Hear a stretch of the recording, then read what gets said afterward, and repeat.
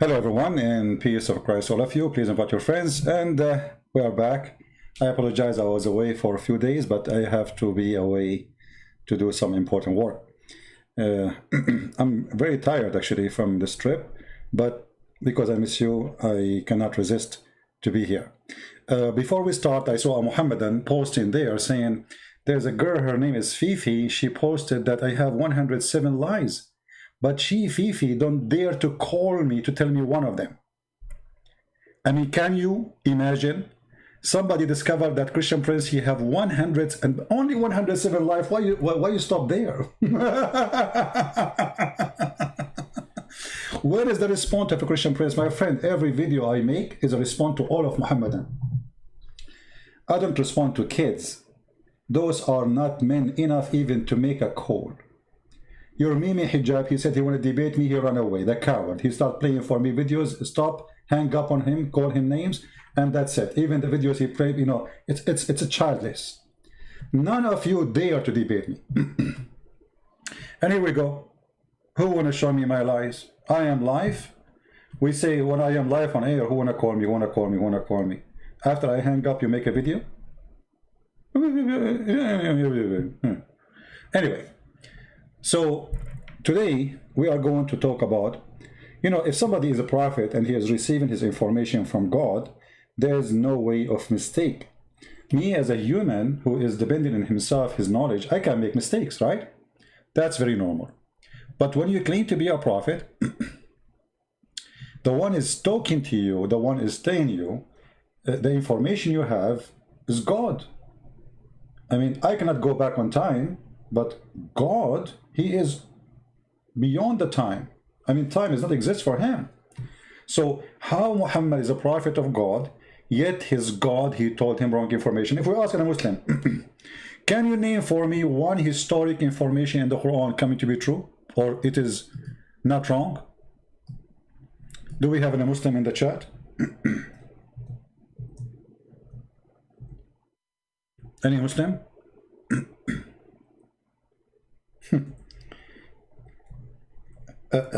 Just count how many times I'm going to ask how any Muslim. It's like sometimes you feel like you're a person who is begging for, like in the street, begging for a bread, or any Muslim. We keep saying any Muslim, and then after we go, they will say Christian Prince is lying. And in the best scenario, they will bring me a video of Zakir Naik. But that's it. They're the person in the Christian Prince. And the person you know nothing. And I'm going to prove it for you. Okay, how you can prove it? Who want to do that?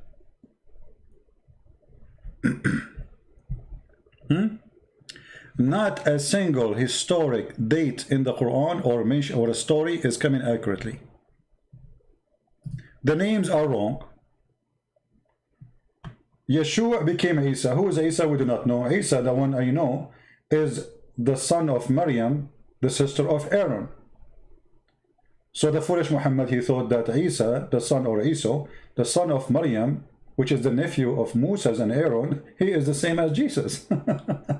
The father of Mary is who? Is Umran, which is the same name of the father of Moses, but he got it wrong too, because the father of Moses and Aaron is Umran, not Umran. So names are wrong, dates are wrong. As an example, the Quran speaks about the Samaritan,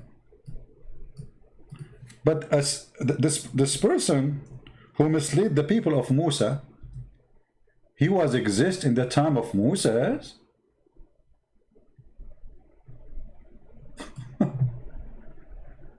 How Muhammad he got this information? Where this information came from?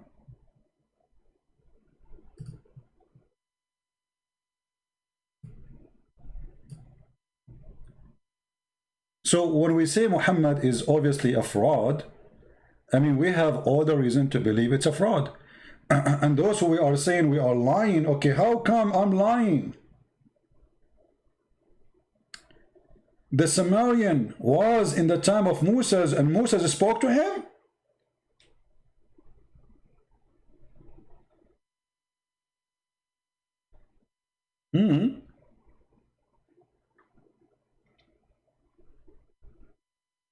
Muhammad is very, you know, I mean, that's really amazing. What does Samaritan have to do with Moses? How Jesus became the nephew of Aaron, which means the nephew of Moses. That means Jesus was in the time of the Samaritan too. I mean, the time they're like in the beginning of their existence. The same time of Moses.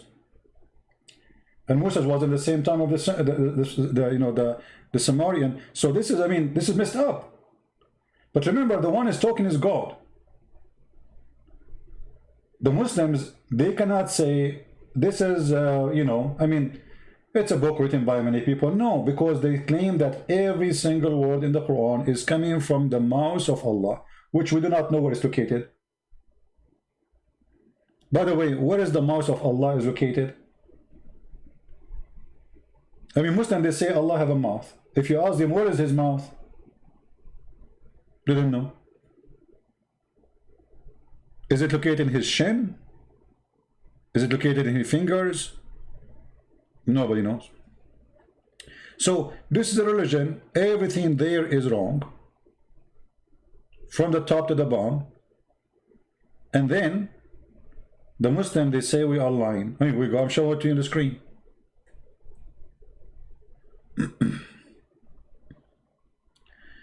A church was hit by Azari with the ballistic rocket in Armenia. My friend, the Armenian people, they should learn. They should learn. You see, this is what happened when you depend on others people to protect you. They were waiting for Putin to protect them. Putin had business. Obviously, he's doing business. He did not. So don't blame what they do to you. Blame yourself.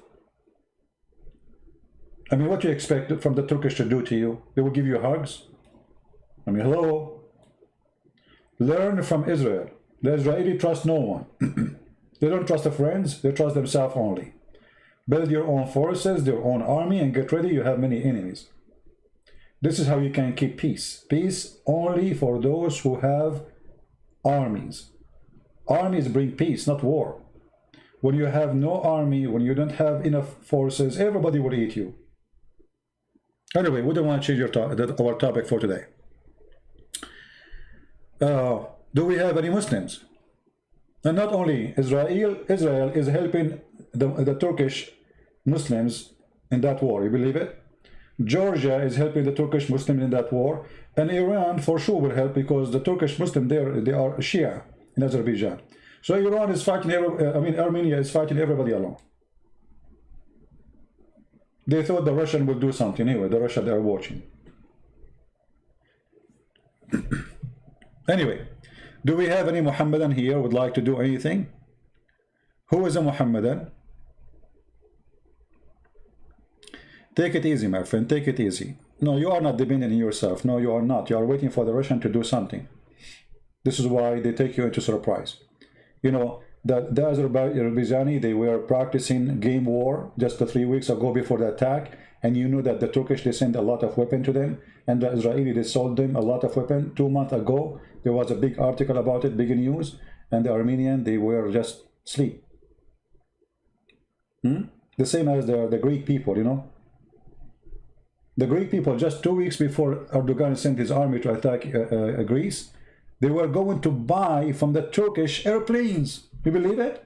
They buy it from their enemy. I mean, they say he left as a donkey, never come back as a horse.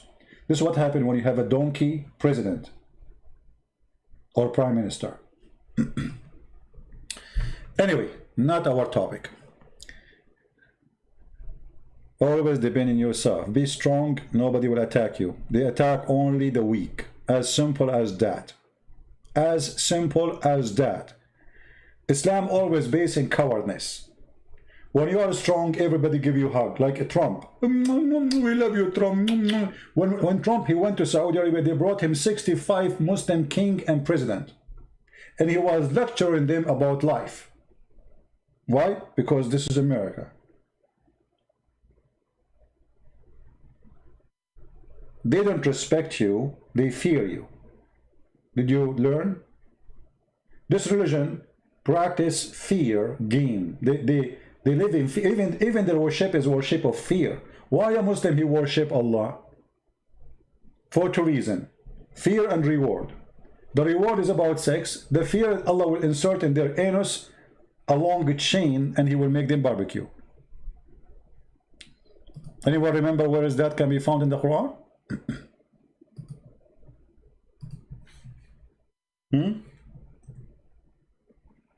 Where we can find that in the Quran?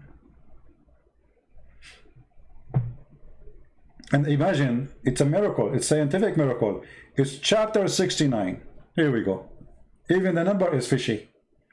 Chapter 69, verse number 32. Allah will insert in anyone He don't like, in his anus, a very huge chain. Every ring of it is in the size of all the iron in the universe. I don't know how big the anus of a Muslim to insert all of this iron. You know, you can read Ibn Kathir, you will die laughing. The funny, they say this is a lie. If I say something, they say it's a lie, but it's not a lie that all the iron in the world that will go inside an anus. How big is the anus, man? Let me show you. Because the Muslim, they say, brother sister, Christian brother is lying. But Ibn Kathir is saying that it doesn't say that to be. I can show you in the script. It doesn't say that to be. You're lying. If we go now and see Ibn Kathir, chapter 69, verse number 32. All right. This is 69. Here we go, Ibn Kathir. And this is verse 25 to 38. Go. All right, here we go. Here it says, then fasten him in a chain wherefore the length of 70 cubit. Ka'b al-Ahbar said, every ring of it will be equal to the entire amount of iron found in the world. Don't you think this is so small? Every ring in this chain, and then read carefully, you know, they didn't say that TB. My friend, it doesn't say that. It doesn't say that, CP. You know, speak like a man to me. It says that. Read carefully. Then fasten him. It will enter into his buttocks. Like what? Like even Allah punishment is sexual. Even the punishment of Allah is very, very sexual. What is this? In his buttocks? So hold on. I don't want to try my art now because this will be ugly. But imagine, just for the sake of education, guys, don't you miss me? Be honest, don't you miss me? Me myself, I don't miss myself, and I will show you why. Look at this. I mean, this is the guy who wants to teach us about Islam. Look what he's doing in the screen. So this is the buttocks.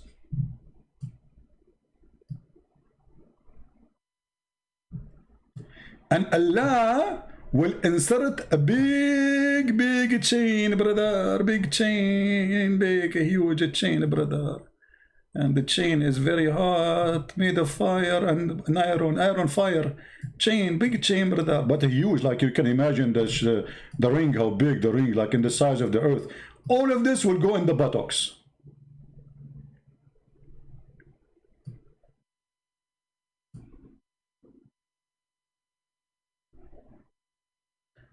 I don't know, maybe the anus at that time will be like flexible. I think this is a miraculous thing.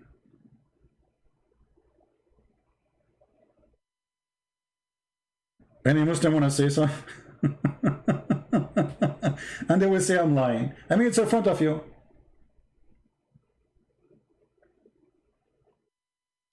And then, brother, look, Islam is come with science and mathematics. Look, brother, at the information there. It says, brother, there, it will enter into his buttocks. Let me zoom in.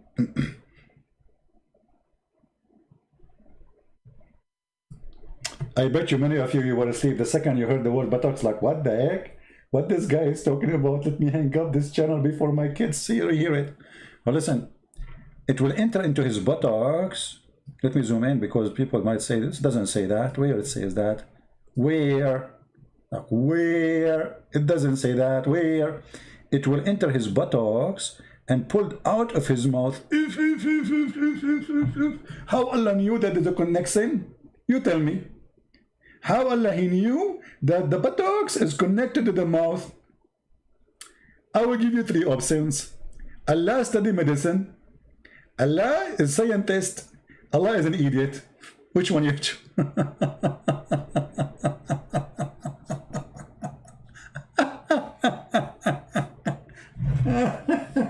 Unbelievable. Yeah, Allah is the best and forget about the rest. Now, then they will arranged on a chain, just like locust, sorry, are arranged in a stick. It's a barbecue time.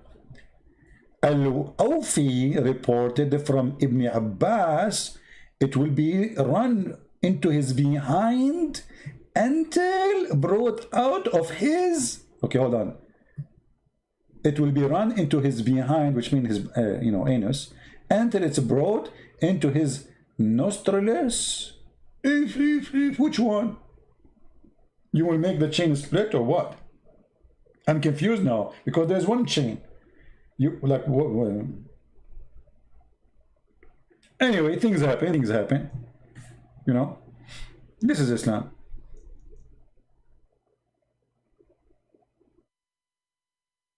This is what Islam is about. And now they will make a video, the secret temperance line. It doesn't say that.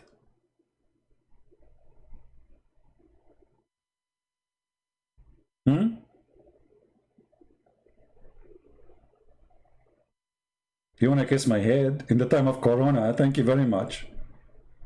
Like, thank you very much, Toma. Toma is going to kiss my head in the time of Corona. Well, thank you very much. Hello. I appreciate that. Can you do it next century?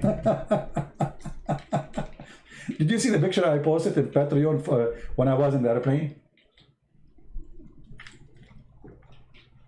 I mean, our science is a science of hypocrisy.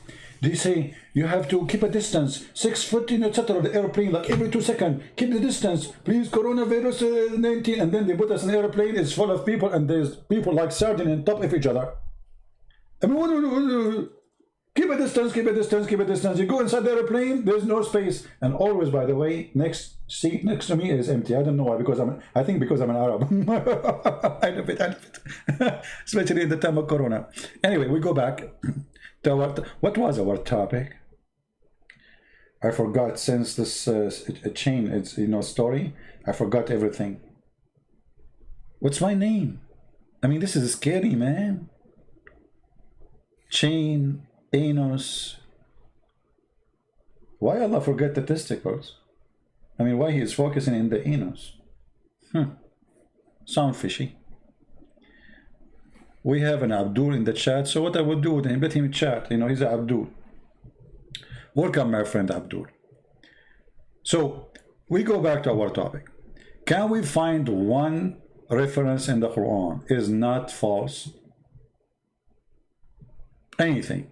I mean, we're talking about history. Actually, the Muslims, Islam is the most confused cult ever. You ask the Muslim, everyone give you different answers. As an example, if I ask this, the Muslims who are in the chat, Allah is coming from. Guys, listen to that answer. Any Muslim would like to tell us where is the name Allah coming from? If you search on the internet, you will find Muslim making articles. Everyone give you his own fantasy. Allah means the supreme name of God. I'm not asking you name. We knew it's his name, but where it's coming from? What it mean? What is the meaning of Allah? Any Muslim knows? Brother, we worship a God, his name Allah, but we do not know what the name means. Okay, forget about Allah. You see here it says the word Moses in front of me. Okay, what Moses mean? Brother, we don't know. Okay, Maryam, we don't know. Aaron, we do not know. Abraham, we do not know. Isa, we do not know. Adam, we do not know. So what do you know?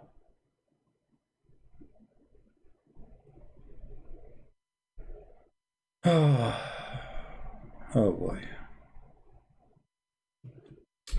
Why bring big or wild boar is not wise to win the war against them.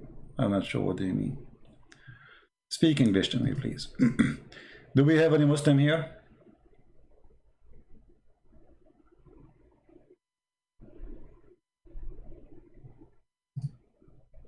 Any Muslim can tell us why Islam know nothing?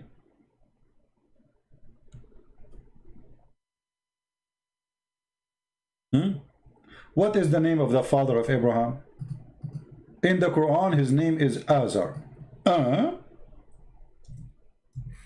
you Thur? Who is Azar? Who is this guy Azar? Unbelievable. And look what happened. Azar is coming from the ancient Aramaic, which means foolish. So this Djupet Muhammad was copying from an Aramaic book. If you remember, there's a person, his name is Waraqa ibn Nawfal. And even in the hadith, it says that Waraqa ibn Nawfal was translating the Quran. You remember the hadith? Sorry, the Injil, the Bible, the Gospel, and the Torah, supposedly. Look like it's a mix, or let us say a summary of both. If you go back to the hadith, and this is authentic, this is Sahih al-Bukhari, Muslim cannot deny it, you will see here in the hadith that Waraqa, he was translating the Bible. Let us see. Here we go. Waraqa bin Nawfal bin Asad ibn Abdul Uzza ibn Qusay is from the same family, supposedly, of Muhammad, according to the hadith. Waraqa was the son of paternal uncle of i.e. her father brother, who during the pre-Islamic period become a Christian. The fact he is not a Christian, he is Nasara, he is a cult. And he used to write Arabic writing, and he used to write of the gospel in Arabic, that is the Quran. Do you see it? This is where Muhammad, he got his starting from. What is the Arabic Quran, Arabic Bible? Where we can find it, which is made by Waraqa. Waraqa, he made it for who? It disappeared? No, Muhammad, he took it. And Muhammad was so attached to Waraqa to the point, I believe, this is my own opinion, Waraqa is the real father of Muhammad. If you remember, if you have my book, The Deception of Allah, you will find that the sister of Waraqa, she offered the father of Muhammad, according to Muslims, not according to me. It doesn't say that, CP. She offered him 100 camel to sleep with her. I mean, don't you think this is, I mean, the Muslims, they exaggerate in their lies to the point you cannot believe it. She may be, she offered him maybe a tail of a camel, maybe 2 kilo meat of camel, but 100 camel to sleep with her. Why?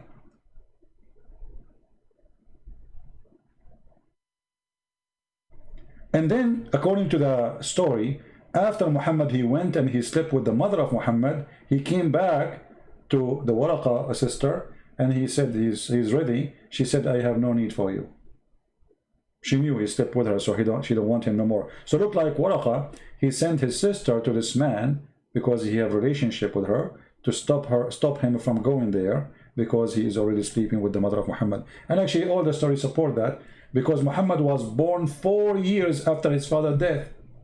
This is why if you search on the internet right now about the period of a woman delivering a child, for how long she can be pregnant, you will find the Muslim, they believe between 4 years to 10 years. Some they say even more.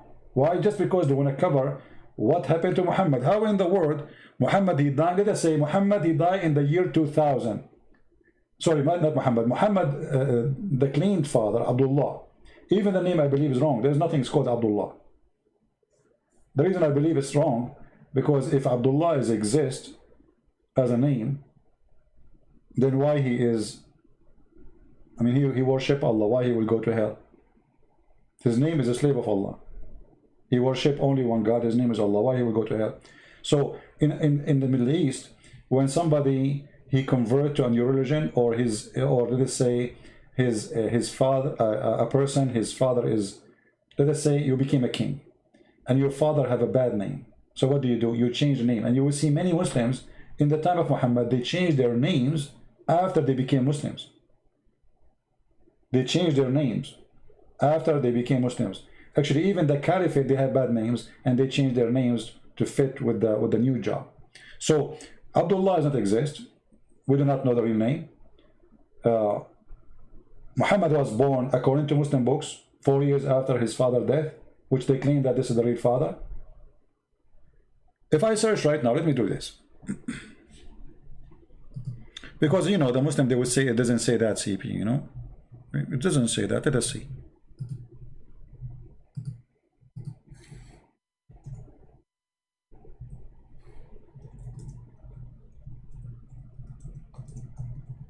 I'll try to find it in English, actually.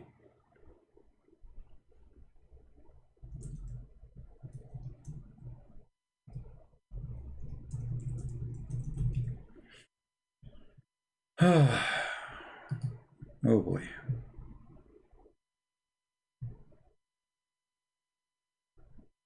I can find it in English, but I want to find it. I mean, I can find it in Arabic, but I want to see if I can find it in English first.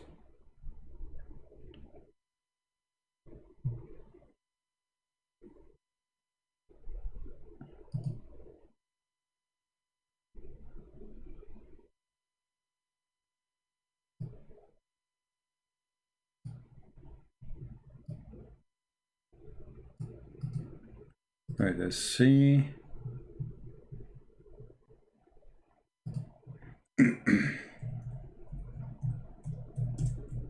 Because we find it in Arabic, I'm going to use Google translation.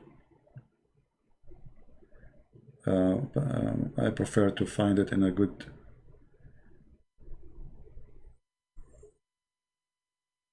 Well, look like we will not find it in English.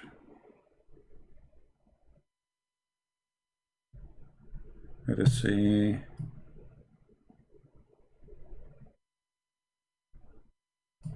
Give it one more try.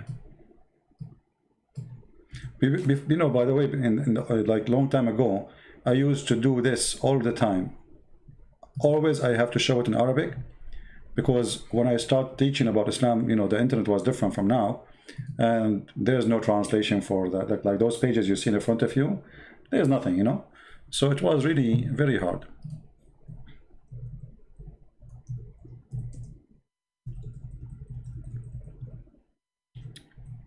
I hate it when my keyboard is switched to Arabic and I am typing thinking that I'm searching in English.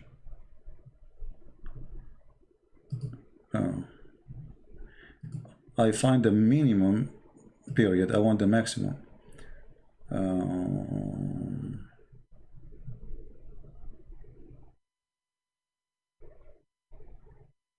Well, look like we will not find it, so let us find it in Arabic.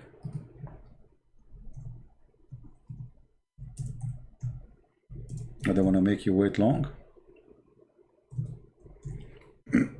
And then we will use Google translation. And here you see that Islam get everything wrong. Not only history is wrong, you know, everything is wrong. All right. Here we go. This is a Muslim Islam ka info. I will put the page for you on the screen in a second, and then I will convert the link actually, because the link have Arabic you know, words, so it's not going to be easy to post in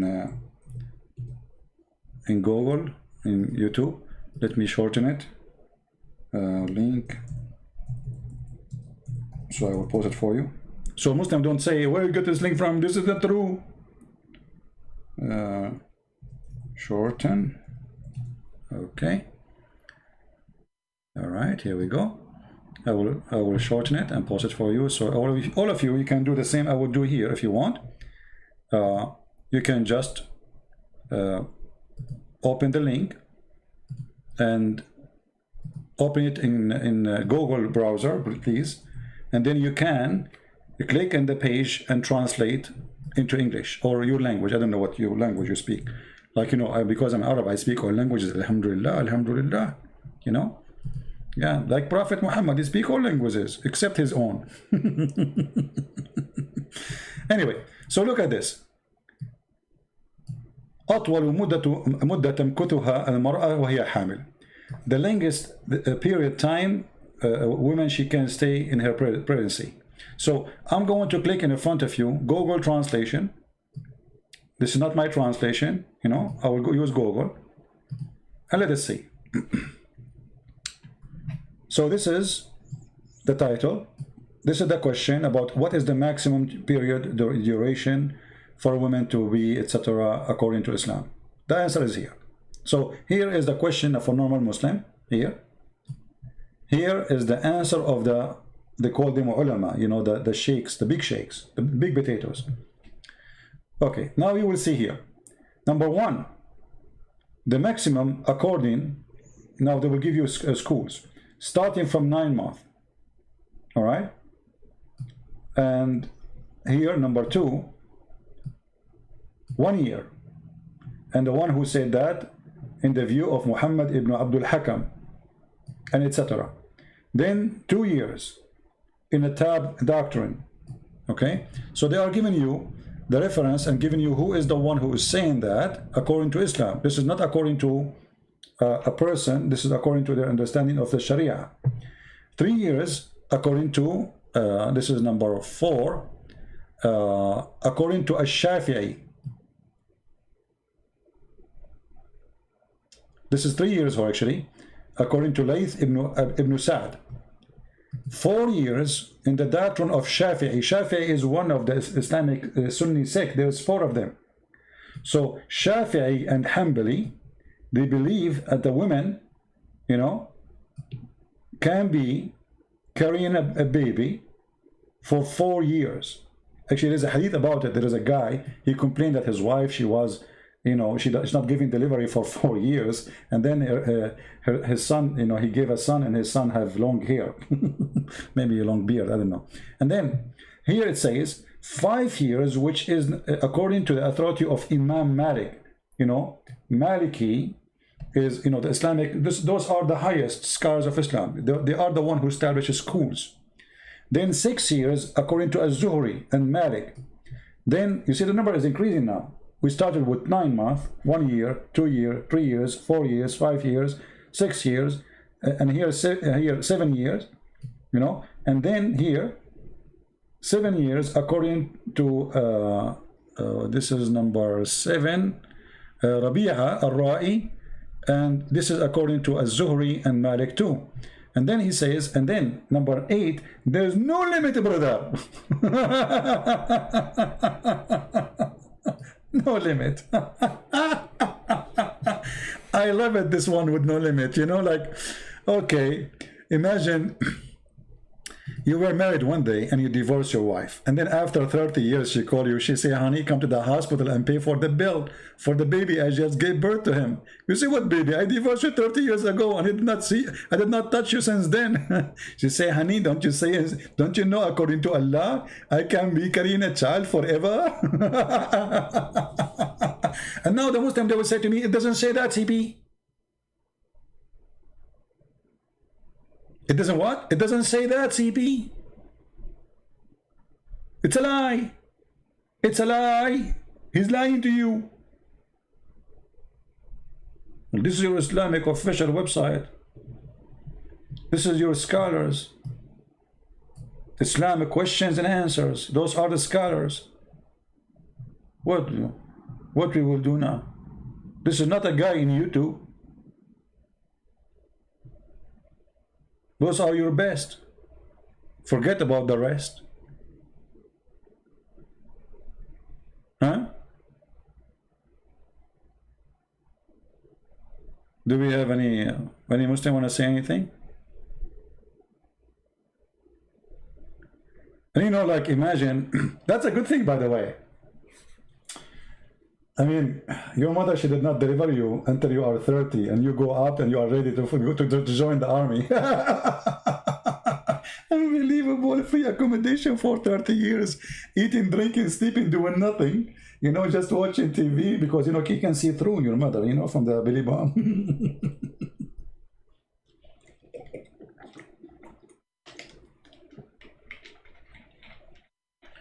Do we have any Muslim here don't agree with his own religion? Don't say I don't agree with you, because this is not me saying that. You see, now they will say, Christian Prince, this is not true. I am not the one is saying that. As you see, this is the question number, you know, here in the top you see the question number, the fatwa number. Fatwa in Islam mean holy answer according to the teaching of the prophet, the false prophet. All right, so what we would do now?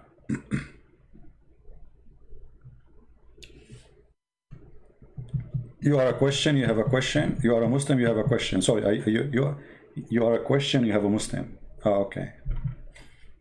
Kevin, you are a Muslim, you have a question. How come you are a Muslim and you call yourself Kevin? How come your name is not Abdullah, Fatima, you know, something exotic?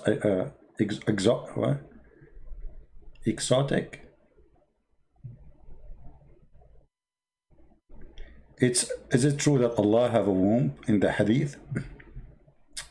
Well, you know, I mean, if I want to take it in a literal way, I can say that, but I prefer not to say it is literal. I take, you see, I don't take a side when I speak about Islam. So Allah, he have a womb.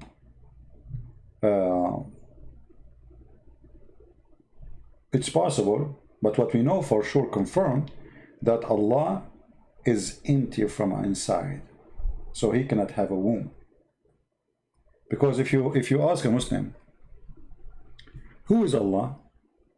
Or what he knew, that Allah have a hand, Allah have a leg, Allah have a face, but Allah have no spirit. And when you say you have no spirit, it means you are empty. You are just what? I mean, maybe not totally empty, maybe concrete inside. We don't know what is inside supposedly, but there's no life in that. Womb is something living. You know, when you say womb, it's not only something living, it's something host life. So Allah cannot host life. Allah don't have a son. You know, if you go in the Quran right now and you see the answer which Allah supposedly give why he don't have a son, you will find that those answers are the most silly answers. Even a human being who work, I mean, in the lowest job with no education, he never go to school, he will not give those answers.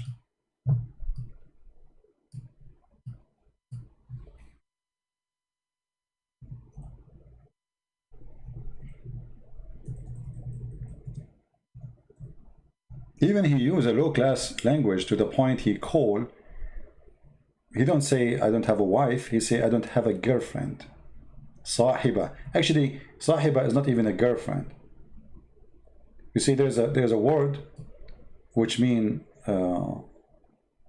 companions, but not necessarily close to you. Like, you know, people you maybe say you enjoy their company, and there's people who they are close to you. Muhammad, he speak about the women. How I can have a son if I don't have a girlfriend? In chapter 6, verse 101.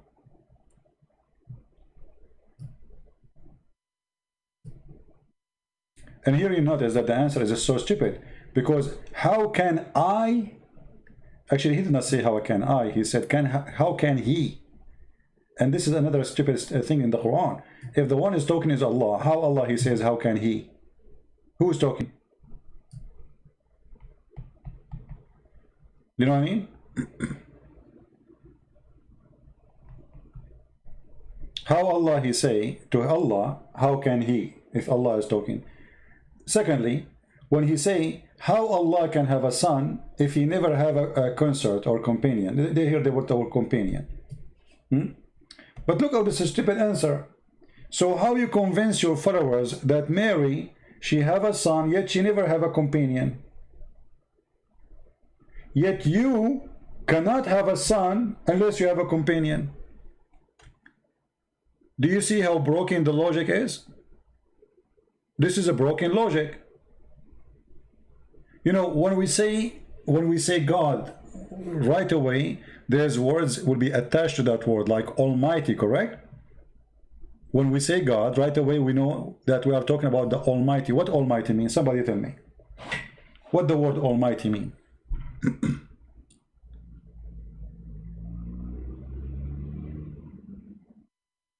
Anyone can tell me? What Almighty mean? Especially if you are a Muslim, please help us. What Almighty mean?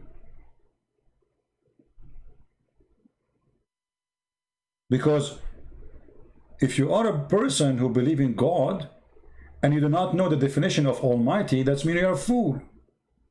So here the Quran saying to us, Allah cannot be the Almighty. You know what I mean? I know the hadith, true, I know the hadith. But you see, I don't want to give it my own interpretation. This is what the hadith says.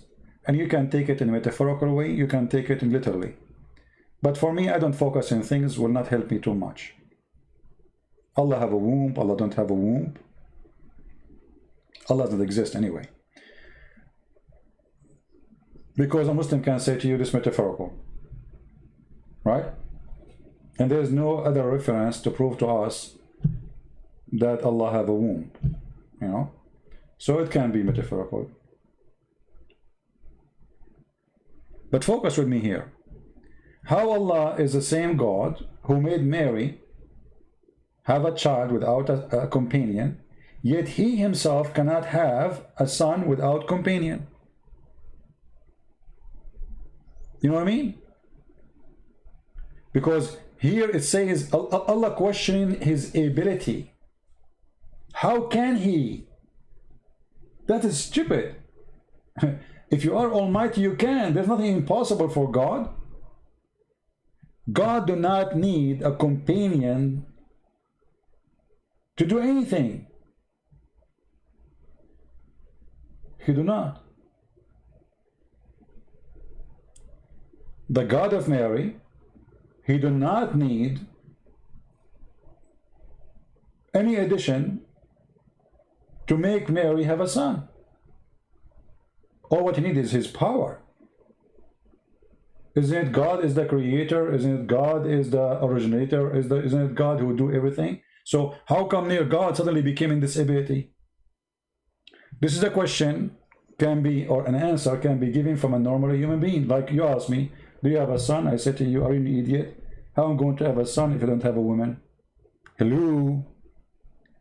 But when Allah he says such an answer, that is silly, stupid, proving that Allah cannot be the Almighty God. And then look at this. How can he have a son if he don't have a girlfriend? And then he say he created all things.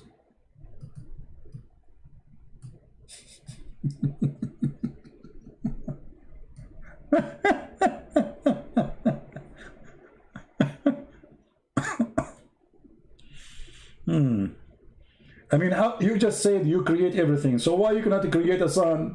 Say this is my son. You do not need a woman. Allah is the one who created everything. Okay, create somebody. Say this is my son. Let me introduce my son to you. Oh boy. Stupidity is amazing, no? Yeah. Somebody saying to me, CP is a, really is a goat? Why? Don't talk about the goat, my friend. Because the goat have a problem. I know a goat, since she ate the Quran 1400 years ago, she is suffering in her belly. Her stomach always she have there. Look at this.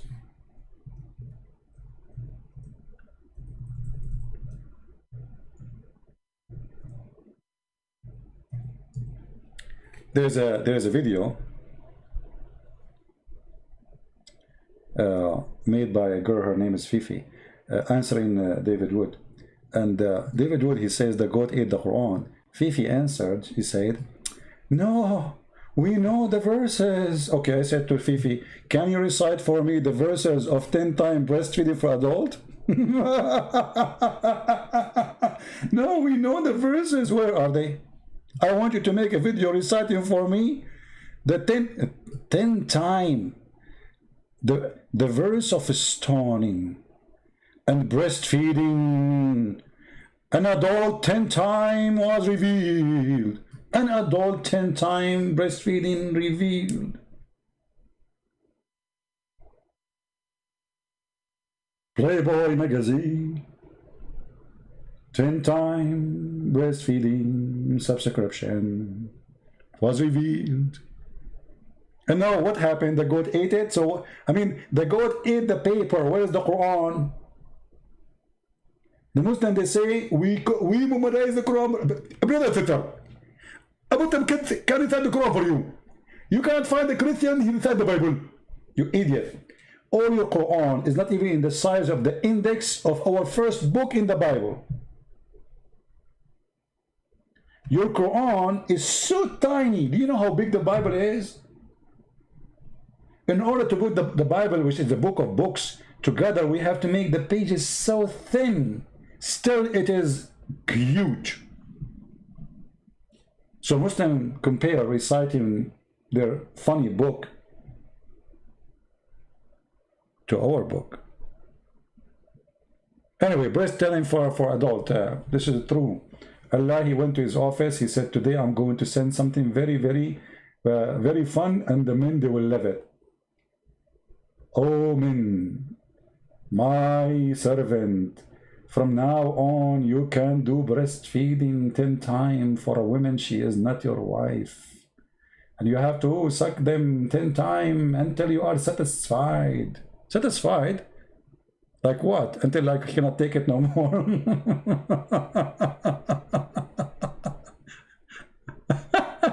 Unbelievable. You know, actually, I'm very upset that the stupid goat ate those verses. It's going to be so fun to have them in the Quran now. I mean, from all the Quran, she ate those. I believe that this story is kind of fishy. The one who ate those verses is the Muslims, not the goat. It was embarrassing, stupid, so they delete them. This is the truth. Because think about it. And look here, it says there. These verses were abrogated in recitation, but not in ruling. What? Where in the Quran it says we abrogate those verses? Where? And then he says, other hadith established the number of four stage. What four stage? We are talking about adult, you idiot. Oh boy.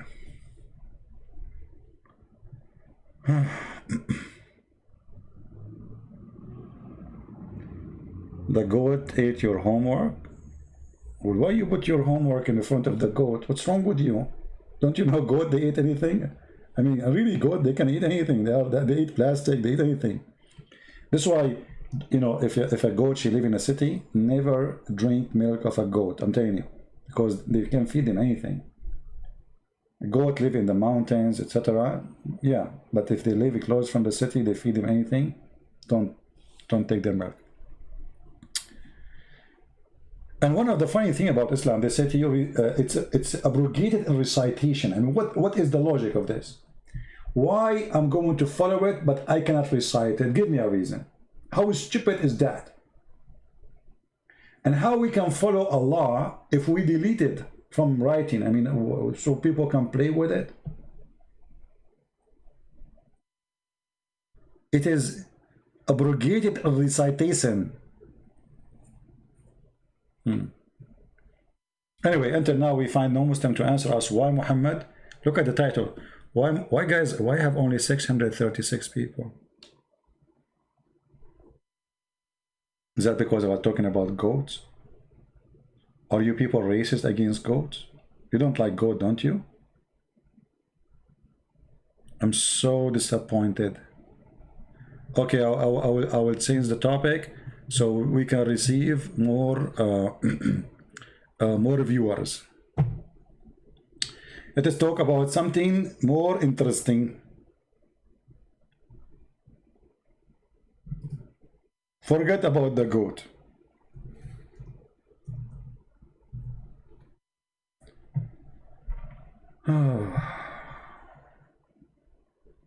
What I would do.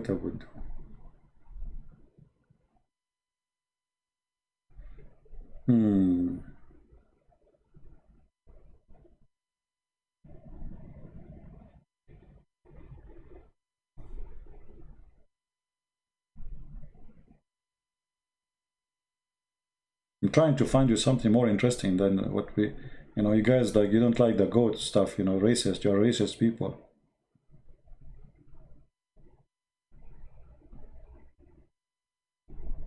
Oh, I found a story about Ya'fur, the donkey of the prophet.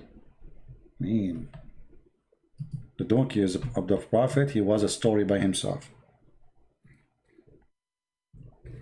You know, you hear about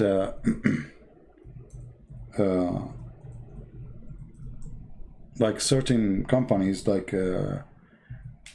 Rolls-Royce as example, they have certain numbers, very small numbers of cars they made, right?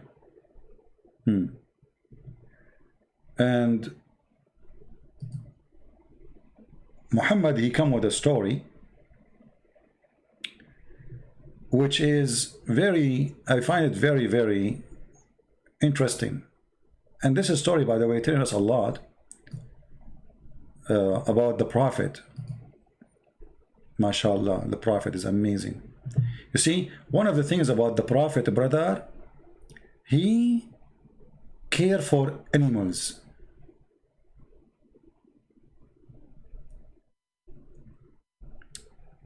I want to find you the book, the story from Ibn Kathir.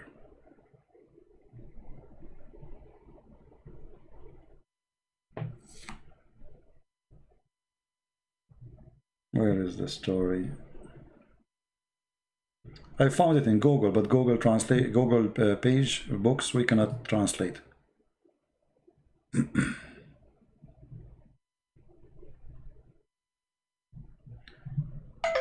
Let us see.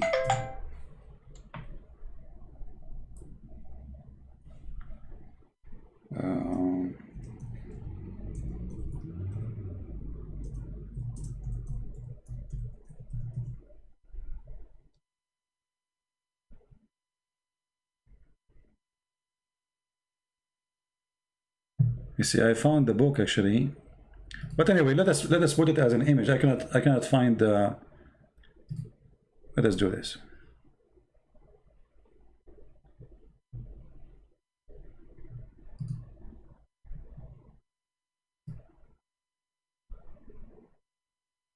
Oh, this is not Ibn Kathir. I wanna hold on. Let me find Ibn Kathir. I don't want this one.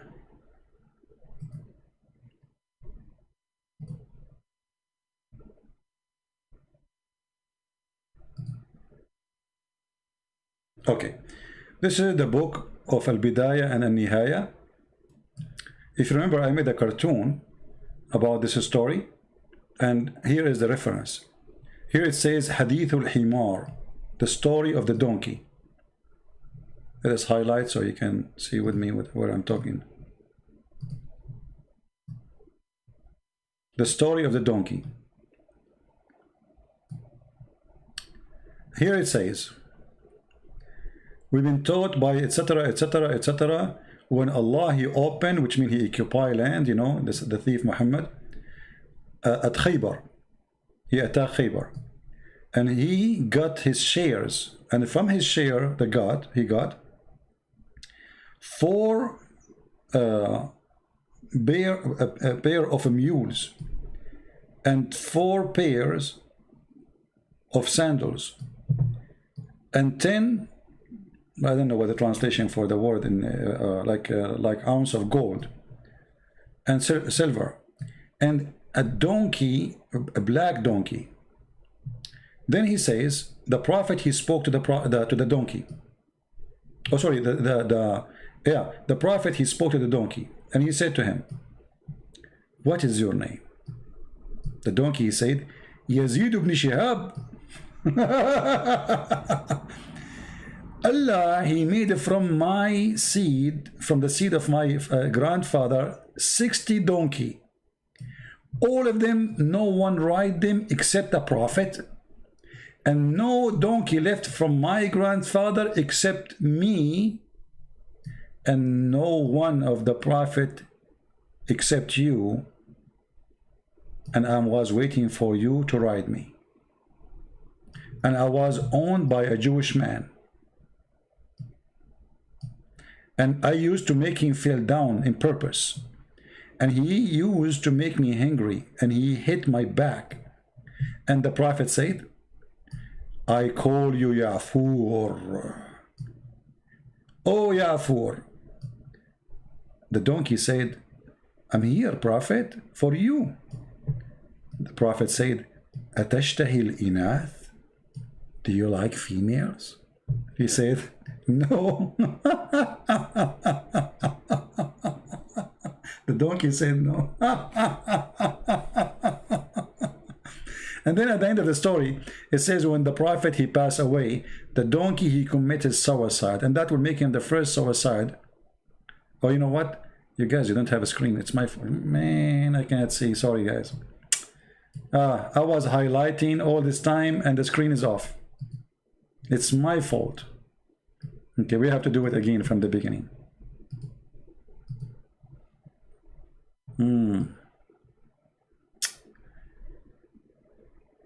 It's okay, it's okay. We do it again. Always, all TV stations, they have a technical difficulty. All right. Now you see it. Now you have no excuse. No screen, no screen. I get it. No screen, no screen. Okay, I wasn't looking. All right. So anyway, the story is here. The reference is here. This is Ibn Kathir. And the Muslim, they will say, you know, it says it's denied by many of the scholars, but, you know, it's in your books. You know. So here the story where it says, when Allah, he opened for the Prophet at Khaybar, which means he occupied Khaybar and he raped the women and he killed the men, he got 4 pair of mules and 4 pair of shoes or sandals and 10 ounces of gold and silver and a black donkey, مكتل, how to translate that? I'm not sure. فكلم النبي الحمار فكلمه الحمار. So the Prophet, he spoke to the donkey and the donkey spoke to him. So he said to him, what's your name? ما اسمك? قال يزيد بن شهاب. My name is Yazid ibn Shihab. And Allah, he made it from the seed of my grandfather 60 donkeys. None of them ride them except a prophet. And no donkey left from the seed of my grandfather except me. And no prophet except you. Makes sense. He is the last donkey made for prophets. And Muhammad is the last prophet. That's it. No, this is donkey for like the local transportation. Al-Burak is a limousine for long distance.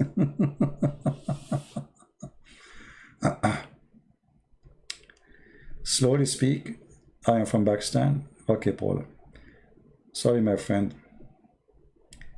I will try my best to speak slowly. Any Muslim have any comment? We go back to that title. Why Muhammad know nothing about Abraham? Okay, let us ask here a simple question. Any Muslim here can tell us something Muhammad, he said, it come to be right? Names are right. Do you remember the guy, his name is Adnan, what's his name? Adnan, the speaker corner, the potato? He made a video, which is very laughable. And I saw a video of Sam Shamoun and David Wood trying to refute him. But you see, most of the Christians, when they refute, they don't know really, I mean, they go around the issue because when you do not know Arabic, that will make it so difficult for you. If you go in the Quran, you will find he was speaking about how the Prophet, he discovered that in one time in the Quran, Allah, he says a king, and one time he said Pharaoh. Huh? How you knew that? History proving that at that time there was no Pharaoh. But the Quran says clearly and proving to us that Muhammad is a stupid person. According to Muhammad, Pharaoh is a name. How we prove it?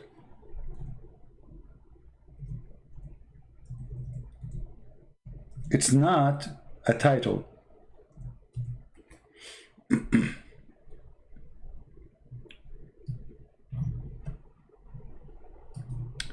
وإذ أنجيناكم من آل فرعون.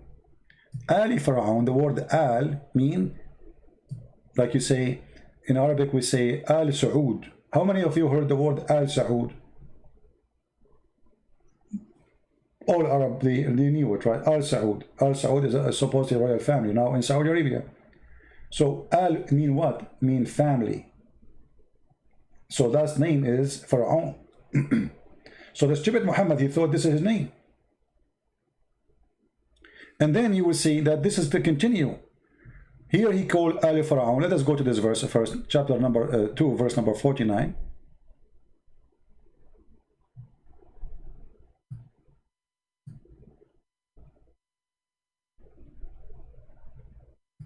So in the translation, look what it says. The people of the Pharaoh. It doesn't say in the Quran, the people of the Pharaoh. It says Al Pharaoh. Al, that's mean the family of Pharaoh. Pharaoh, this is their last name. This is the family name. Or let us say, this is the name who belonged to the person. Saud, as an example, Al Saud, he is the grandfather of the family who is ruling now. So they call themselves what? Al Saud. So Muhammad, obviously, in the Quran, he thinks that Pharaoh is a name. Let us give another example. Al Ibrahim. Al Ibrahim. Okay. فقد أتينا آل إبراهيم الكتاب. Okay. أتينا آل إبراهيم الكتاب. What Al Ibrahim? Al Ibrahim, the family of Abraham. Chapter 4, verse number 54. Okay. And look here in the translation, the deception. Look what it says. The same word Al, they translate it as a family. Do you see? The same word. Go back. Just to show you, we are talking about the same word. This is the same word in yellow as you see it. Do you see it? The same word. I will take a screenshot so we can compare between them. The one in yellow. Give me a second.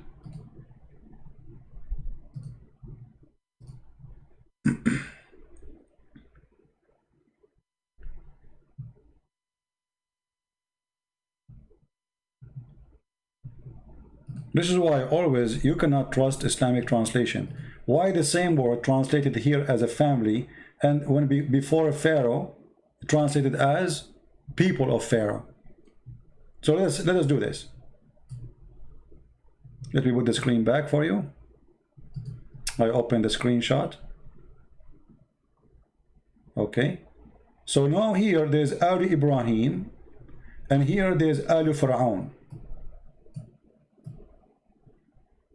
How we can do that? Let me zoom it out. Okay, that will make it work.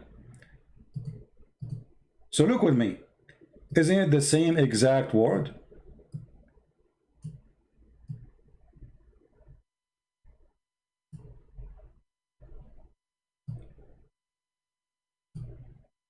Do you see them?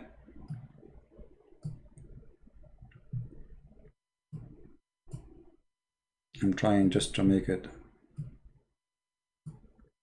All right. Two verses, and we can show you the rest of the verses, not only here, because the Quran is full of the word Al. Al Pharaoh, the Muslim translated the people of Pharaoh, but before Ibrahim, it says Al Ibrahim. Translation, the family of Ibrahim. The same exact word. So the stupid Muhammad, he thought that the word Al, sorry, the word Pharaoh is a name. So when a Muslim, he make a video, how prophet, he knew that his prophet is a stupid. He thinks Pharaoh is a name. The same as Abraham. You see, he put it before Pharaoh, the same as the word appeared before Ibrahim. Do you see it? Let us highlight. This is the word Al, which means family. And this is the word Al, which means family. Here, this is the word Pharaoh. And here, there's the word Ibrahim. Here, they translated about Ibrahim, family of Ibrahim. Here, they translate the word Al as people of Pharaoh. And not only that, we can go to other examples, you know, as an example here. What about Musa as an example? Hold on. Look at this.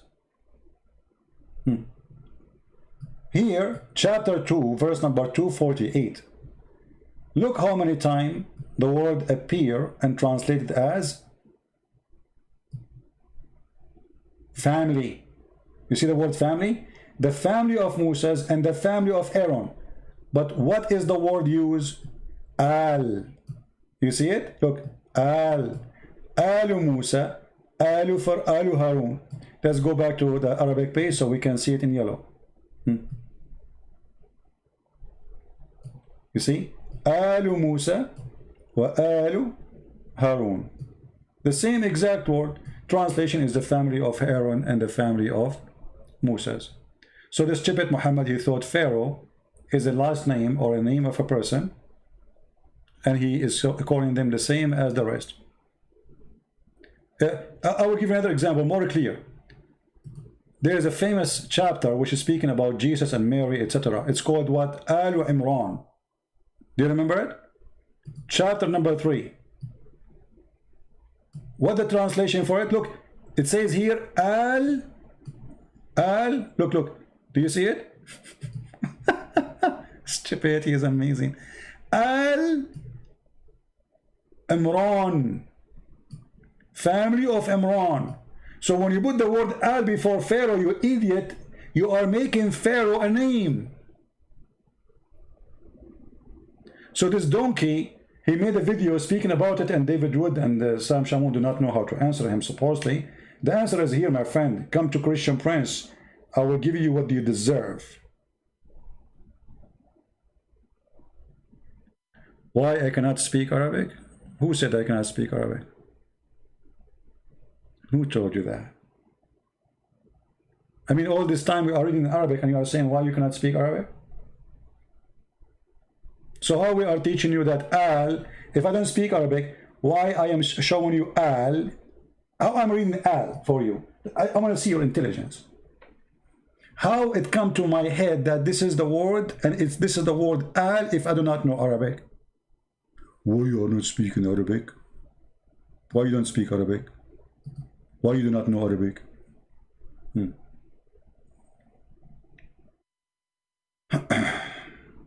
Any Muhammadan, you want to say anything?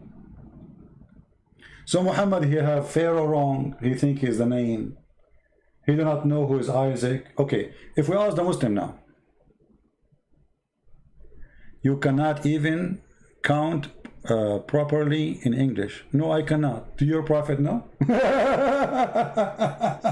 I mean, just to show you how Muslims, they say statement which is embarrassing for their prophet. Your prophet, my friend, do not know even how to write his name according to you Muslims. So you are saying to the people here, if somebody do not speak good English, you should not listen to him. That's mean you are a donkey because you are listening to me. Number 2, you are stupid. If I am not worth of listening and you can understand what I'm saying, so how you are having a conversation with me? Number 3, you are a hypocrite. You follow a prophet who do not know how to write his name or to read his name. And yet you follow him and you believe whatever he say. As we say, he left as a donkey, never came back as a horse. And for sure the Chinese was not talking about you, was talking about your prophet. Now, say something smart, otherwise people will laugh at you. So, from everything I showed you, this is the answer. I do not know how to speak Arabic. I don't know how to speak English. Refute me. Get me busted. Do you want me to open Skype for you so you can call me? Abdul. What was his name? Huh? Do you like me to open Skype just for you? Limited edition, Mahmoud Bass. Limited edition, Skype for you. Just for you, brother. Do you dare to call me? How illiterate man can make a miracle book? You idiot. A second ago you called me illiterate, and now you are saying okay, okay, hold on. How this book is a miracle? I just showed you that Muhammad, he think that Pharaoh is a name. This is miracle of stupidity. Mahmoud, I am willing to take a call just from you in Skype. What do you think? And I challenge you to show me one miracle in the Quran, because you are saying this is a miraculous book. I say this is a joke, there's no miracle there, and I will speak to you in a nice way. I will forget about the insult you gave me. No problem, you can insult me. What do you think, guys? Do you think Mahmoud is willing to call me?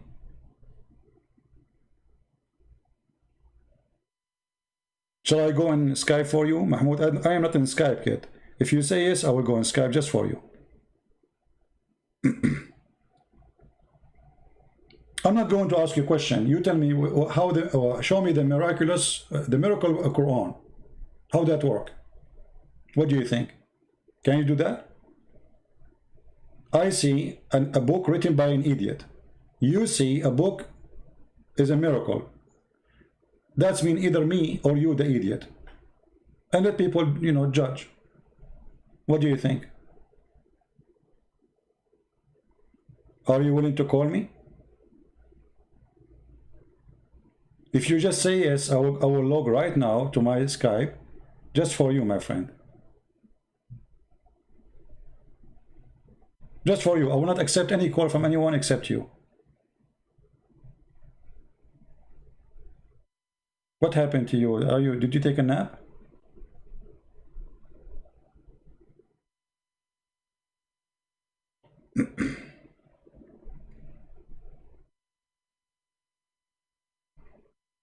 So what if the Bible speaks about Pharaoh, but doesn't say that Pharaoh is the name of a person?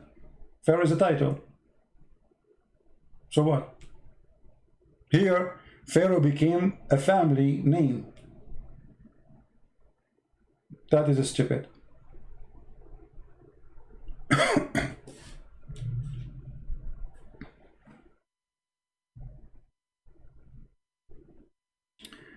The shortest surah has hundreds of documented linguistic miracles. Which one is the shortest? Or this is one? Actually, just to show you how stupid the Quran. How this can be from God. The shortest surah, right? Which one? I mean, this is a surah. This is a surah. This is stupid. A God who believes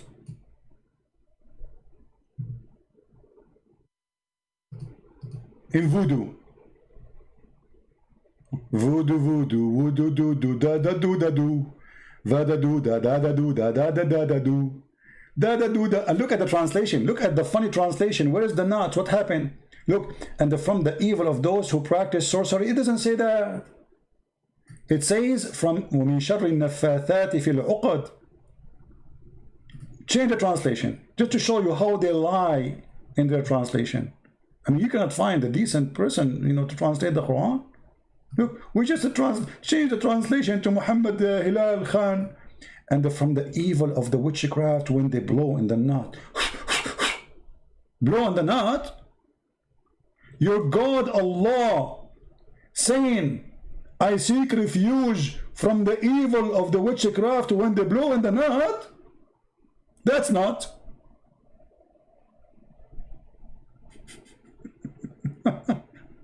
This is a miracle, brother. It's a miracle. And by the way, this verse here says, and look at the translation, and from the evil of the darkened night as it's come, its darkness, between two brackets, or the moon as set or goes away. What a stupid translation. وَمِن شَرِّ غَاسِقٍ إِذَا وَقَبْ. This is about the penis. Excuse my language. From the evil of the penis when it stand up. Do you want me to show you that this is the truth? Hold on. Give me a second. Give me a second. Search in Google. Search in Google. Dangambara. Rura rura. Let me add in the search 2 words. Hold on. Give me a second.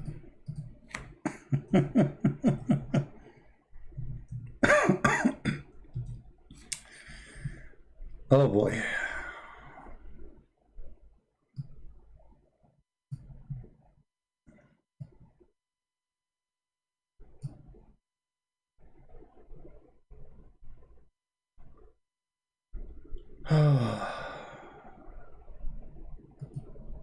What we will do now, what we will do. Amazing miracle in the Quran. Amazing, brother, amazing. Look at this, the Quran. Allah speaking about the penis.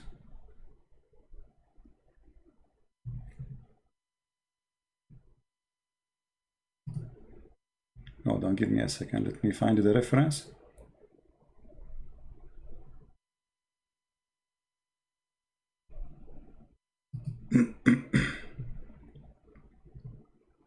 Because you know them, they will say this is not true, you know?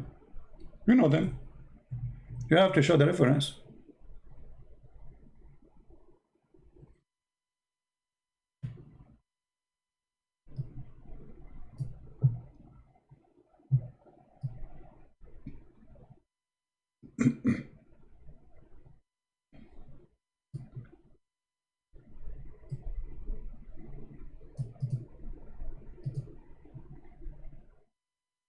All right.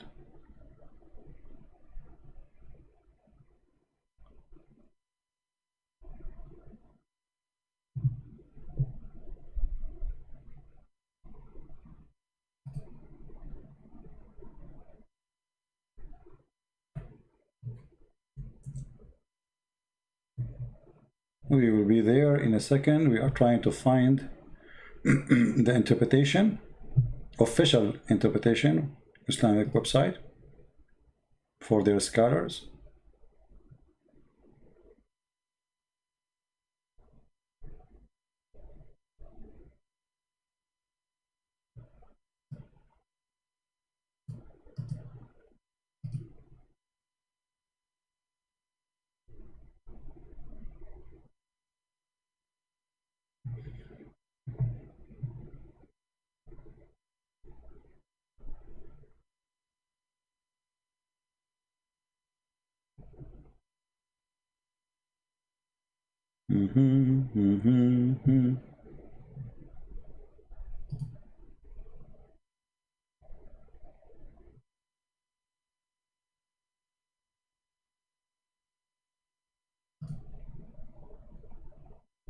All right, let's see here.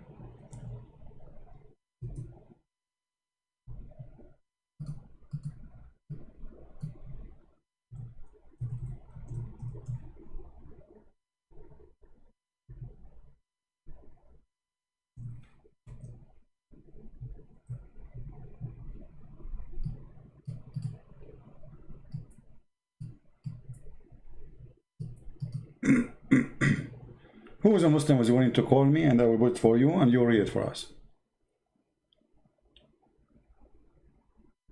Anyone?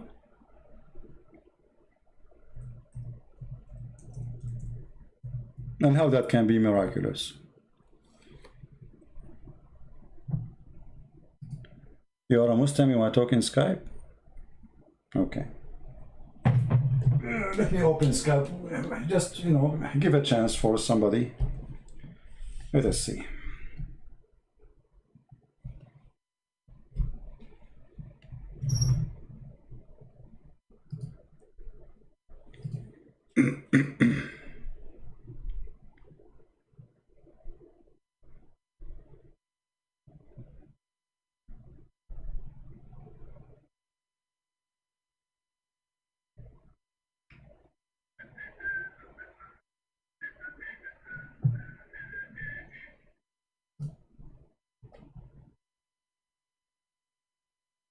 Open challenge to a Christian from the Message Foundation. My friend, don't make a challenge for me, just call me. You know, real people, they call. They don't need to make a challenge. Do it, don't say it.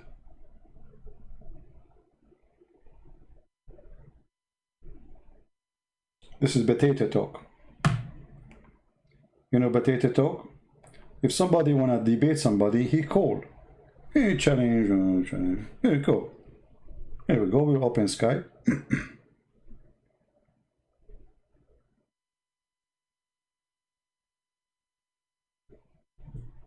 Give me a second.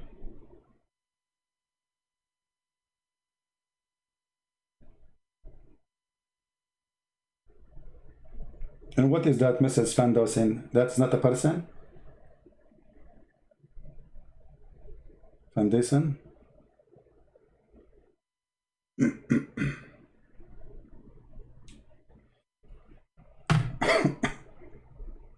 All right.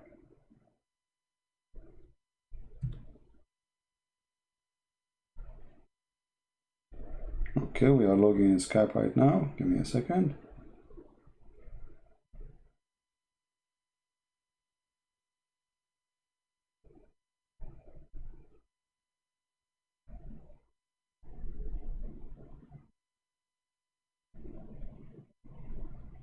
Let's see if your foundation dare to call me. Foundation. You Muslims have no foundation. Even the Kaaba you are talking about is built in the wrong foundation. And you Muslims agree on that.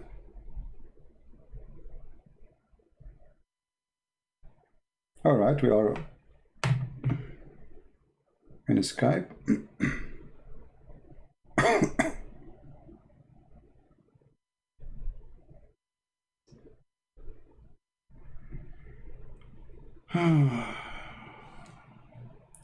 Somebody saying, why Christian in the church blow in nuts and get drunk behind the curtain with big cross around their neck? That's a lie. If somebody do such a thing, he's like your prophet. I can show you from the Quran that the Quran saying the Muslim, they drink and they pray. It's in your Quran. Here we go for the one who said that. A Muslim sending me a message in Skype saying, where is the Muslim want to call me? Call me. This is documented in the Quran that you Muslims, you go to the mosque praying and you are drunk. And when the people, they start making fun of Muhammad and his religion and his followers, so Muhammad, he made a verse saying, oh please Muhammadan, don't approach the prayer, salat, when you are drunken. Do you see it? It is you Muslims who used to pray behind the prophet, and this prophet is a drunk and his followers are drunk.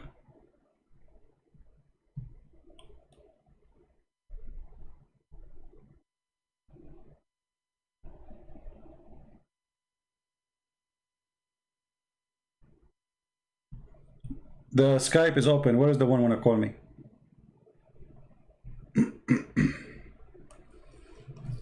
Where is the one he said he want to call? The settings. Where is the settings are? No screen? No problem. Here we go. Do you see it? This is it, chapter 4, verse number 43. You Muslims go to the mosque of Allah, the house of Allah, the house of Abraham according to Islam, and yet you are drunken. Now where is the Muslim want to call me? My Skype is on. Where is the guy who said I have a settings for me? Guy, the screen is on. That's it. Take your time. It's okay. It's okay. I will make a song. It's called No Screen. Where is the one want to call me? Skype is open. Are you willing to debate someone in Arabic? Sure, I can debate in Arabic, no problem, but we have to translate. Because as you see, the audience are people who don't speak Arabic. Maybe few like speak Arabic. But I have no problem. If you have a big shaky, you know, I would love to. Well, we will debate in Arabic, who cares?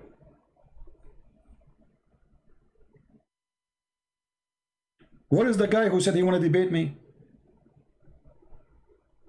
What? So you made me go on Skype, spending gas, you know, like an energy. And now you don't want to call me?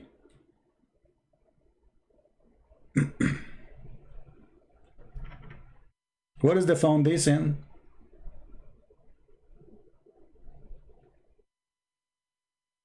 Ah, okay. Don't, my friend, don't post names in the chat. All of them, they are potatoes. If they want to debate me, how come you know how to find me? They don't know how to find me.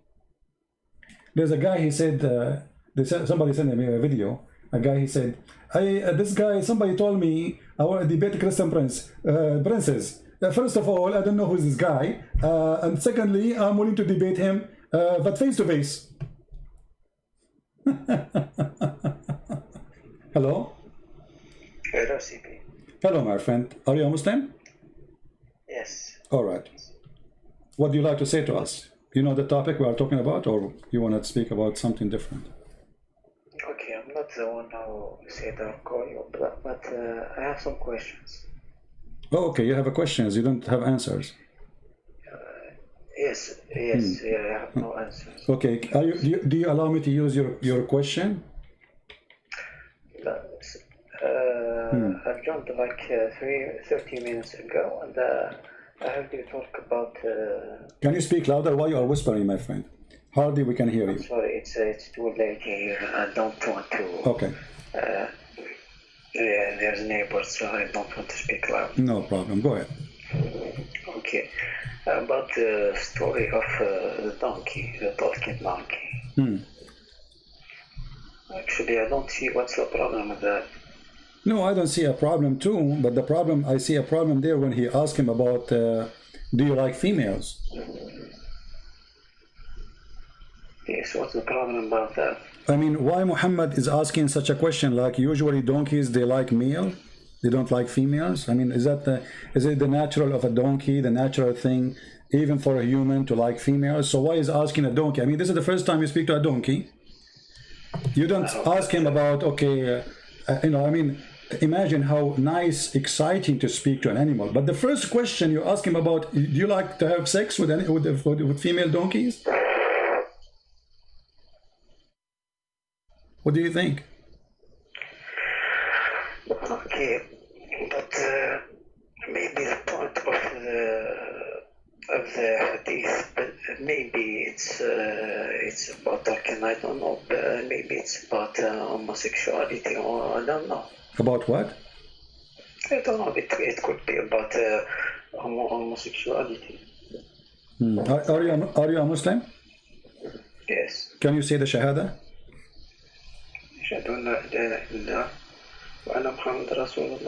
Okay, so you speak Arabic, right? I speak Arabic and I understand. That's wonderful.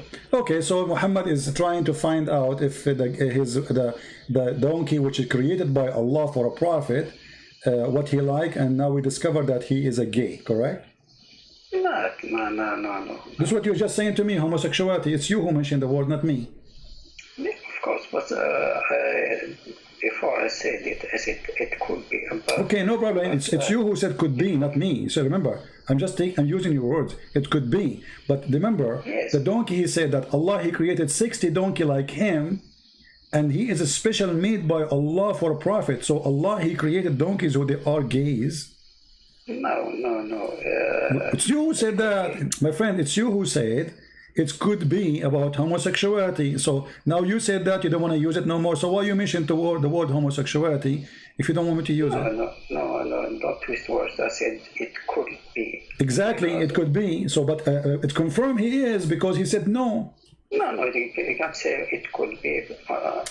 And after that, my friend, the donkey, he said, when your prophet, he asked him, do you like females? The donkey, he said what? He said no. Correct? Sorry, I just mute you because. To what? Okay. I just mute YouTube because I hear it up. All right. I forget about the first one. Anything else you wanna add to what we are saying? To what you heard? About the Pharaoh thing. Yeah. Okay. The Pharaoh thing. Okay. What about it? Yes. You said that Muhammad believes that there is only one Pharaoh. Yeah. No, not only. I didn't say he believed there's only one Pharaoh. I said he believed it's a name. Yes. As long you speak Arabic, what the word al mean? Al. When I say Alu Saud, what does that mean? It could be. It depends on the context. Okay. If we add the word al before a name, what that will make it? Contact. Give me an example where the al appear before anything except a name. Can you give me an example? No, you cannot. So al always appear before a name, singular name of a person. Alu Ibrahim, Alu Musa, Alu Harun. Read for me chapter 2, verse number 248. As long as you speak Arabic, I want to take advantage of your Arabic reading. Here we go. وَقَالَ لَهُمْ نَبِيُّهُمْ, etc. And here it says, آل موسى وآل هارون right? I don't see it. I don't Okay, see you can open your Quran in your hand, you know, I mean, chapter 2, verse number 248. You can open it your phone, I don't know what you're using. So, Alu Musa's or Alu Harun. Okay. Okay, so what Alu Musa's mean? Family of Musa's, correct? Musa's is a name. The word Al, so we use the word Al before a singular name. Musa's is a person, his name is Moshe. Aaron is his brother. Alu Musa's wa Alu Harun. Same for Ibrahim. Wa Alu Ibrahim. So you will find all the Quran saying the same. Alu Ibrahim, Alu Musa, Alu etc. Alu Yaqub. Here we go. Ali Yaqub. Do you see Ali Yaqub in chapter 12, verse number 6? The family of Jacob. So Jacob is. So what we learn that the word Al is mentioned before a singular name. Jacob is a person. The word Al before it, speaking about the family of Jacob. So when you see, here we go on the same page, we have Al Yaqub, Al Fir'aun. What about Al Lut? Al Lut.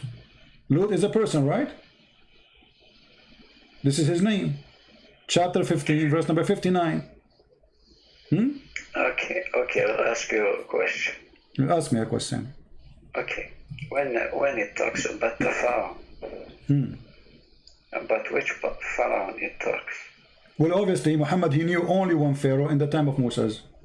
Okay, I'll ask you the same question for the Bible. In the Bible, when it talks about the Pharaoh, you know, the Pharaoh is a person who lives in a house. This house belongs to the king. Let us say it's a title. It's like a job. It's not a person. Yes. Whoever lived there, whoever lived. Okay, so the Bible never said that this is the family of etc. This is the name of a person. Pharaoh is a name used, or let us say a title, like let's say president. So what your prophet he did, let us say President Trump. So what your prophet he thought the word president is the name. No. But when you talk about a certain period. Exactly. So here you see, my friend. Okay, hold on. Okay, hold on. As long as you are talking about period, all right. Yes. Let me ask you. In the Quran, it says that the Samiri, he was exist in the time of Moses, and Moses exist in the time of Pharaoh. But what year was the Pharaoh, and what year was the Samiri? Listen, my friend. No, don't change topic. Listen, we want to focus on this. Okay. No, I'm not. Here we go. In chapter 20, verse number 85. Chapter 20, verse number 87. Chapter 20, verse number 95. All of them, they speak about the Samaritan. Okay. The Samaritan, he was exist in the time of who? In the time of Moses, according to the Quran. Is that accurate? And that make him exist in the time of the Pharaoh. What translation you like to put for you, I will put for you. You speak Arabic anyway. So how in the world the Samiri and the Pharaoh and Moses all exist in one time? Do you know?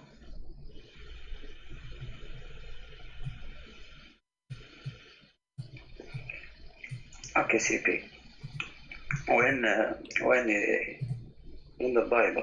No, don't jump to the Bible. You're trying to save yourself. I ask you a question. I ask you a question. So now you want to squeeze your head. You want to get out of the topic. I'm asking you, how in the world the Pharaoh, the Pharaoh and the Samaritan and Moses are exist in one time? Calm down. I'm speaking slow. I'm calm down. I'm asking you. I don't want to change topic. Why you want to change topic? Yes, I want to know how the Samaritan is. Okay. Do you have Google? Yes. Okay. In which time the Samaritan will exist? You are changing. I am not changing. Who is it changing, guys? Are we changing anything? This is you are the one who mentioned the word period, not me. So we are talking about that period. Pharaoh and Samaritan and Moses are located in one period of time, and Samaritan was exist in the time of Moses, and he is the one who mislead the people of Moses. Listen, but you are starting from the point that that the Pharaoh, it's only talking about one person, one My Pharaoh. friend, Moses did live for 10,000 years, or for how long? Listen, Listen. Moses was exist in the time of the Sumerian. According to history, the Sumerian, they exist in which year? I don't know. If you search in Google, peace upon him, it says here, I'm just searching, I'm not using my own knowledge. It says here 720, between 721 and 647 BCE. How that is exist? How the Quran put such an information here? So your God Allah not only messed up about Pharaoh, he thinks the Sumerian exists in the time of Moses. Moses, he went to a grocery store. He come back, he found the Sumerian misleading them.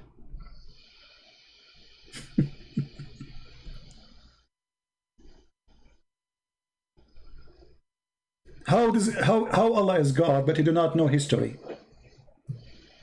I mean, if the one who knew history, the one who is ignorant about history is God, that means Google is better than Allah, because Google is giving you correct answer. Here we go, little search, it shows you numbers, exact numbers.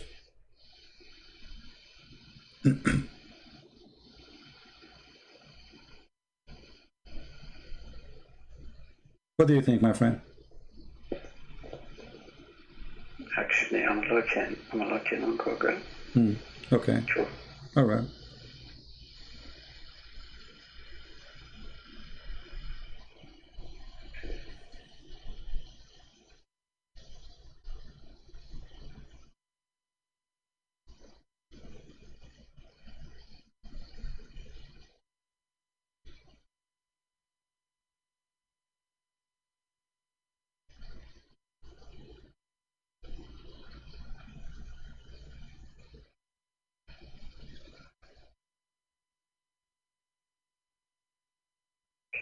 I'm not a historian. I'm not like a person who claims to have knowledge. I just search in Google. It says this is, this cannot be true. There's the big mistake here, and this is God talking. You Muslim, you claim that every single information there is Allah speaking word by word.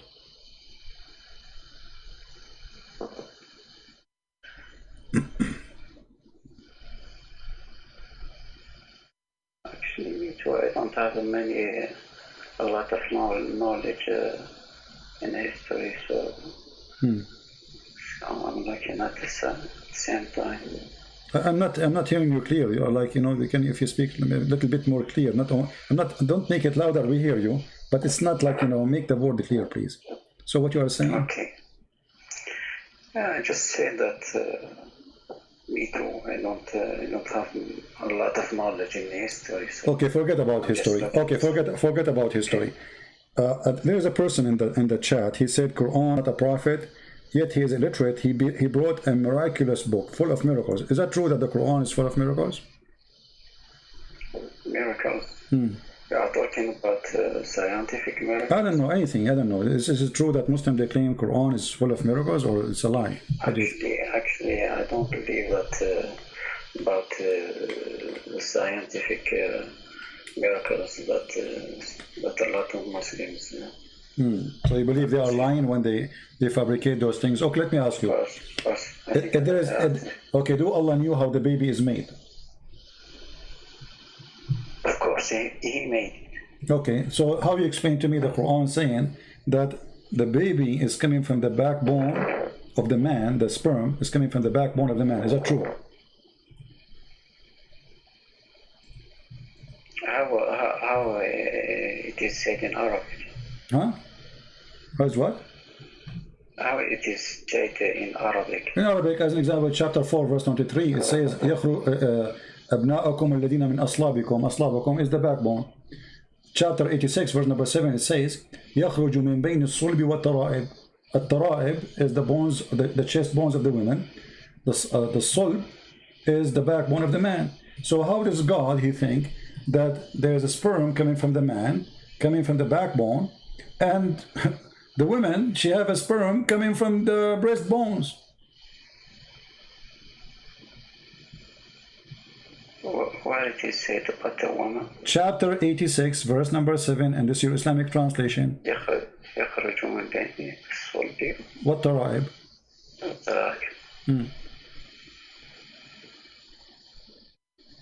How that can be accurate? This is God talking. I mean, if a Christian prince, he's an Arab guy, he is saying things in YouTube, maybe this guy is wrong, he is ignorant, he don't know much, maybe, okay.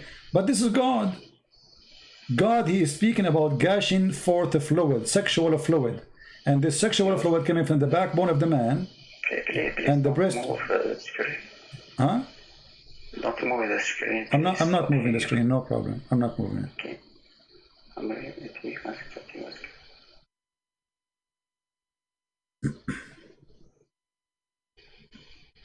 It was created from gushing liquid.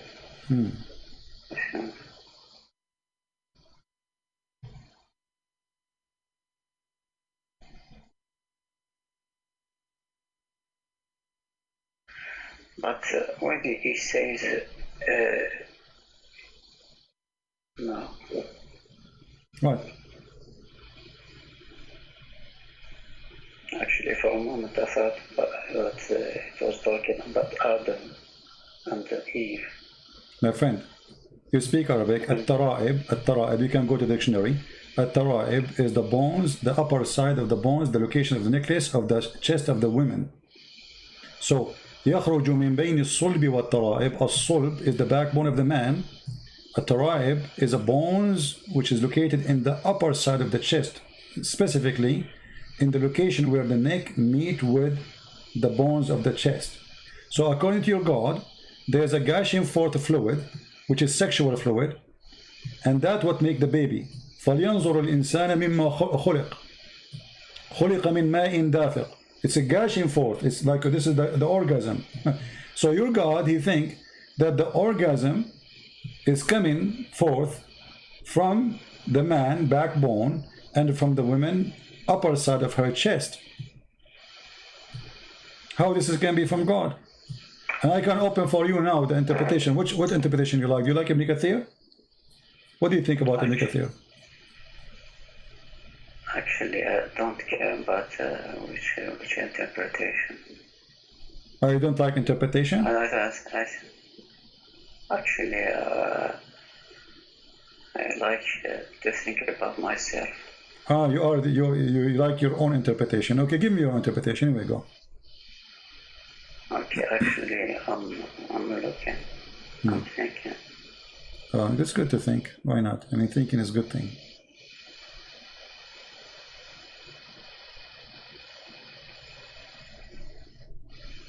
You know, in the other day, I fell down in my backbone. Since then, I don't have gushing fluid no more.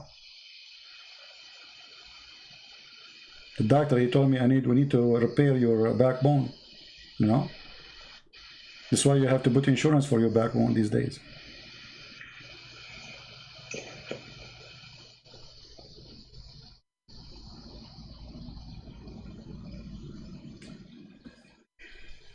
My grandfather, he hurt his backbone, you know, that's why he could not have kids, only 96. But, I mean, backbone is very important. This is where babies are made, you know, it's science. No, of course not. What is it not? This is Quran. We have to show respect, my friend. This is true. We cannot deny this. Okay. Allah is talking, my friend, this is, you know, you cannot say that it's not true. This is science. That's amazing. The doctors didn't agree, absolutely, but because they are stupid. This is the truth here. Yes, but it has to accord with the reality. What do you think about the women? She have a sperm coming from her chest, man. Women are scary, aren't they? I mean, I never thought women, they have testicles in their chest. Thank God I'm not married, man. I'm scared. You marry a woman, you go to the bedroom, she take off her, you know, like, oops, like what? Oh boy.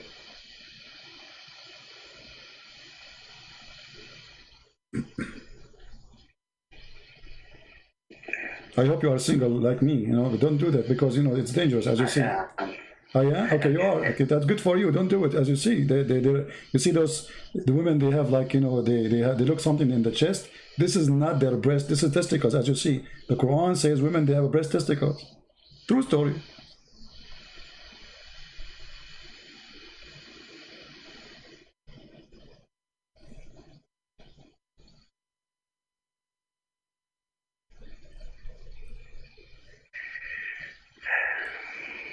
And you know what, just to help you, here we go. I will open Ibn Kathir.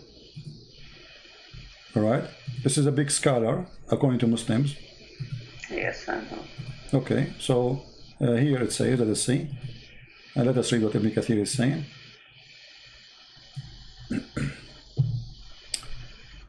All right, here it says, he created the from water gushing forth, meaning a sexual fluid that comes bursting forth from the man and the women. The baby is coming from water bursting forth from the man and the woman. This is what the Quran is saying. Thus the child produced from both of them by the permission of Allah. And then he says, proceeding from between the backbone and the ribs, meaning the backbone of the man and the ribs of the woman, which is referring to her chest. That is science. That's so good to be true. That comes from the man. Yeah, and then he says here, proceeding from between the backbone and the ribs, the backbone of the man and the ribs of the woman, it is the fluid, yellow and fine in texture. This is about the woman, and the child will not born except from both of them, i.e., the sexual fluid. That is science. If both of them, I did not hear it. Yeah. And by the way, here this is a statement. Ibn Kathir is copying your prophet. It's your prophet, he says about this, that the fluid of the women is yellow and thin in texture, and the baby will not be born without it, and without the sperm of the man, or the gushing forth sexual fluid of the man. So what do you think, my friend? If this is God, I mean, what kind of God do you say such a thing?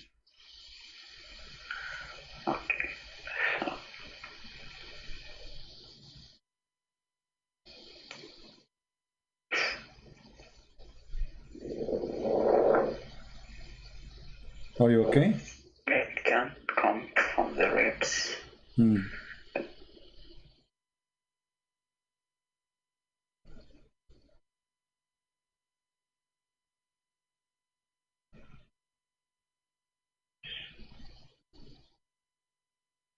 Look, before just to tell you, because we showed this information in the screen, a lot of people converted to Islam right now as we speak. I mean, by hundreds. Unbelievable. This is amazing.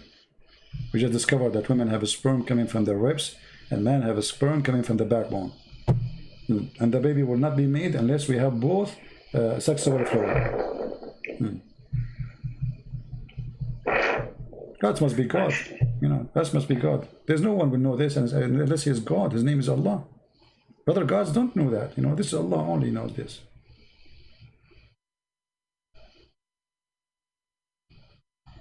Yeah. So what we will do now? Be honest with me. Don't you think this is not right? Actually, I don't. If I found that in a hadith, or I don't know, I could have easily rejected it. Yeah, but this is Quran. That's the issue. That's the issue, exactly. So what we will do, you know, be honest with yourself. If it's in the hadith you reject it, so why don't reject the Quran too?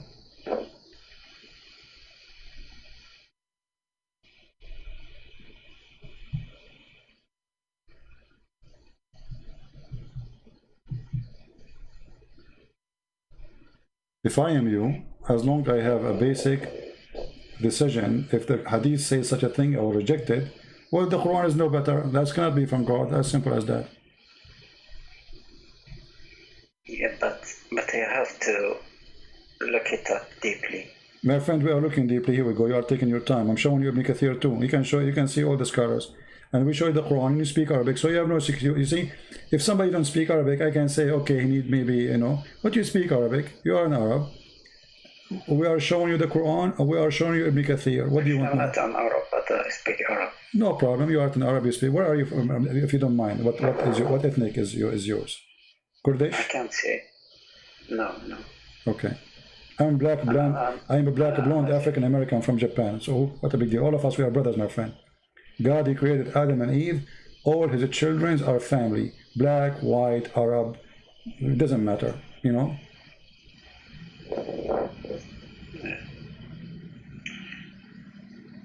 I have to look it up what the scholars say. Well, I'm showing you the scholars, my friend. I mean, well, come on. You have to look up what the scholars. This is a make a theory. But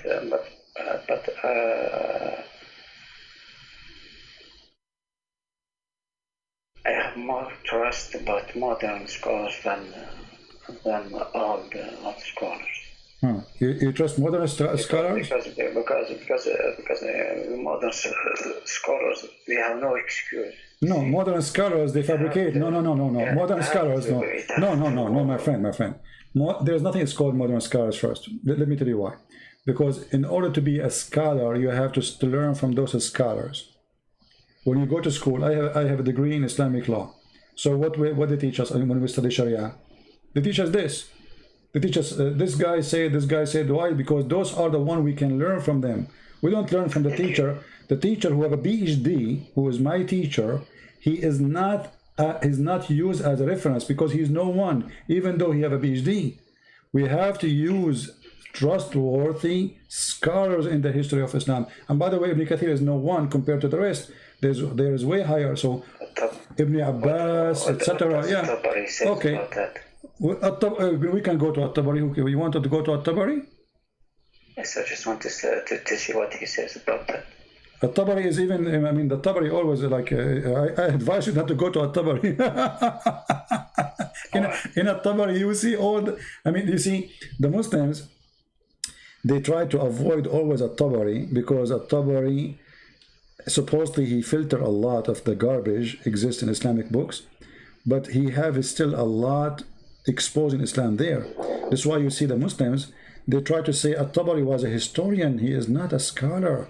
But the fact he is the scholar of the scholars. So you mean that he is more logic? No, he's not. Tabari is just he's putting things most of the time as he heard, as he learned. As they are. Yeah. He's just reporting what they say, you know. So. Okay, so he is more trustworthy than the others. No problem. Okay, but you see, the problem is. You Muslims, you choose who is trustworthy, depending what he's saying. If I go right now to At-Tabari, do you accept? Do you accept At-Tabari? I'll accept it if my mind accepts it. See, here we go. So you Muslims, you pick up your cherries. You like, well, you choose what you like. You refuse what you like. No. Yeah, you just said, okay, this is At-Tabari, my friend. You speak Arabic, right? If he has my friend, what I shall call you? What I shall call you? Give me a name. What I shall call you? You don't need to give your name. I don't care. Call you what? Don't know, call me Ahmad? Lou. Huh? Call me Lou. Joe? Lou. Oh, Lou. Yes. Oh, la. Okay. Look at this. This is At-Tabari. This is your request. Remember, that's not my request. Can you read with me and translate?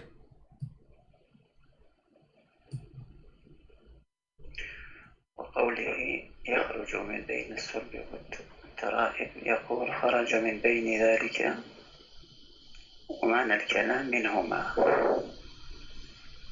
فقال بعضهم الترائب موقع قلادة من صدر المرأة. Do you see it?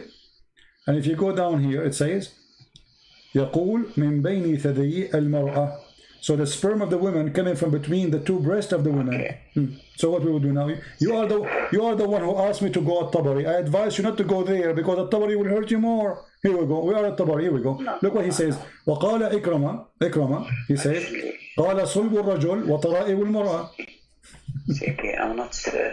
I'm not scared or something. I'm looking. Even me, I don't know what Tabari said about that. I just want to see. My friend, no problem. I'm trying to help you. I'm saying to you that a Muslim usually try to escape. He jumped to a different place. No, but it's here we go. Yeah. Just want to okay. But why you said At-Tabari, not Ibn Kathir? What difference going to make for you? I mean, why? No. I didn't say nothing. When I just want to see another person what says about that.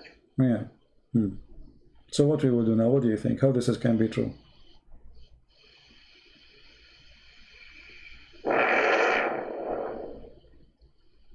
If I am you, I will leave Islam, and this is can't be from God. You know, I don't wanna offend you. I don't wanna insult your God. His name is Allah. But obviously, for me, this is not God. This is a fraud. And Muhammad is making things up, claiming that God told him this. He's trying to make up like a sajja. You know the sajja, right? Which is a stupid way of talking. And he is, you know, it's like poetry. Yeah. It's not a poet. You know, it doesn't go to the poet. Poet is very high. Yeah. Right. Yeah. I think like it's rhymes, right? It's like a rap, exactly. So he's trying to put words together to make a rap, and by doing that, he got into trouble. You know, he put rhymes. So what we will do now? Actually, I don't know. Yeah, I know. If I am you, I will leave Islam. You know, I can feel that you are a person who is decent. And you are thinking carefully, you know, and you will not accept this. So if I am you, you are an Arab, I mean, you speak Arabic very well, and you read English, you speak English. We show the reference in the screen. You have an advantage over others because you read the original language, and it shows what you shows you, and this is what Islam is about. And now the new scholars, they try to cover this, but the Taraib is Taraib al-Mar'a, you know, it's what the new scholar says about it. There's nothing called new scholars. I mean, what they will say, what they can say, my friend. I mean, this is Quran. So a new scholar first does not exist. There's nothing is called a new scholar. Okay. Forget about the name scholar or something. I mean, my friend, when you read something, how you support it? You support it by two things: the language and the hadith, correct? Yes. Which means if Muhammad explained this, that means we take what Muhammad said because it's confirmed. If it doesn't confirm, this is a different story, right? But the hadith confirmed this. Let me show you this hadith. Okay. Let me hold on. Let me show you this. Okay.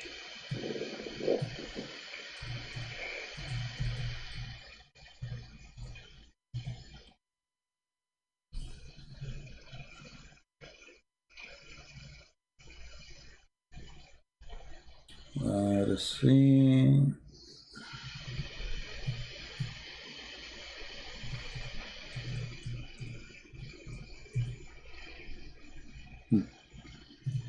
Do you see this hadith in front of you? It says Sahih. Very authentic. Read for us. I don't know, you want to show it in English or in Arabic? Doesn't matter really. Read for us, go ahead. I don't see it yet.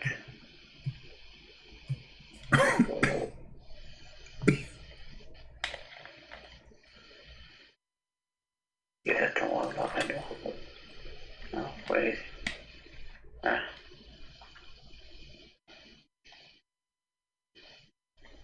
I can't see the beginning. Okay, in English.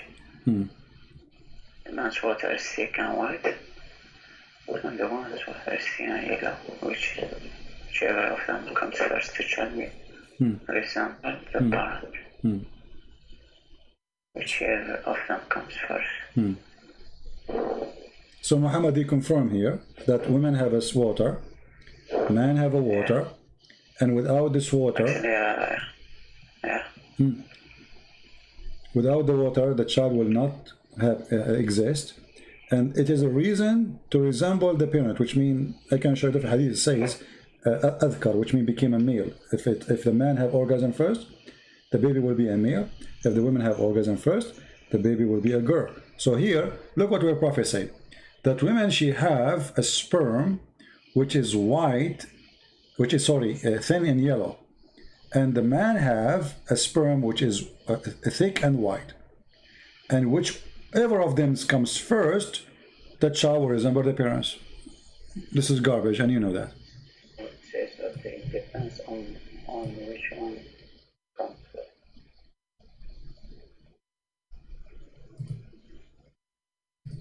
So it depends on the organ.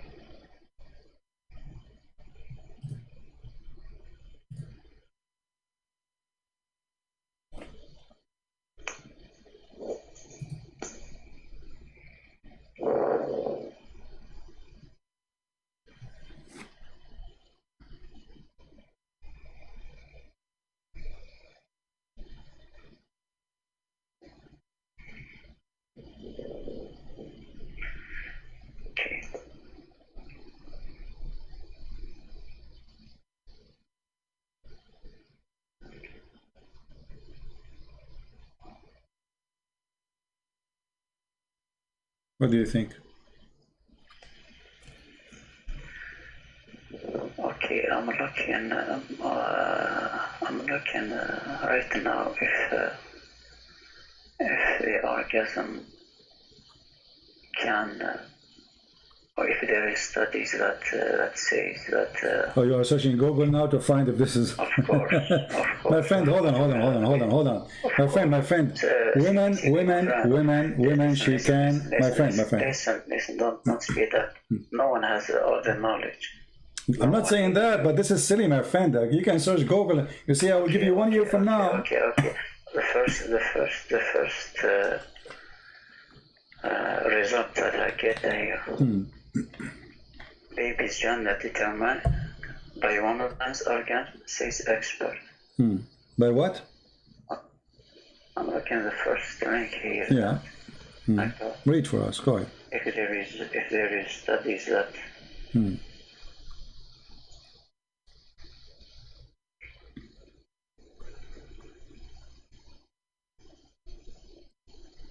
Everybody agree that the gender decide by the type of the semen which is fertilizing the egg. So if it's a male, it's going to be a male. It's a female, it's going to be a female. What your prophet saying, this is gushing forth fluid coming out of the private part, this is absolutely false. And he is making it so clear. He called the women water thin and yellow. Okay, my friend. So I'm looking if there are studies that confirm that or deny that. Okay, the first link that I got here, it says baby's gender is determined but woman's orgasm, says expert. And it says, she said that the orgasm a woman experienced, not here. Sorry. Okay, it says other than that, orgasm experienced but by woman during an intercourse with their partner can determine the gender of the baby. Okay, so is it the science saying that the one who comes first will determine the gender? So your prophet, my friend, my prophet, listen. Your prophet made it clear. Listen. You know, a science, there's tons of pages, there's doctors, they are listening, people will laugh at us if we say something stupid. This have nothing to do with the gender who comes first. This is number one. That is the most silly argument ever. Actually, most of women in the Middle East, they never come even, because the women are circumcised in the Middle East, which means they will never have orgasm. They don't even feel anything. So what your prophet is talking about is silly and stupid. Who comes first will make the baby look like the father or the mother. Secondly, he described the reason for the creation of the baby is the yellow water which is appearing in the women's private part. This is something come out. It's gushing forth. You know that. Yeah. You know what? What but? Even. What even? even me, I don't believe that. I don't believe Okay, that. I want you to read this hadith for me, because this hadith will help you more. What do you think if we read this one? As an example. Which hadith? Here we go. I want you to read for me.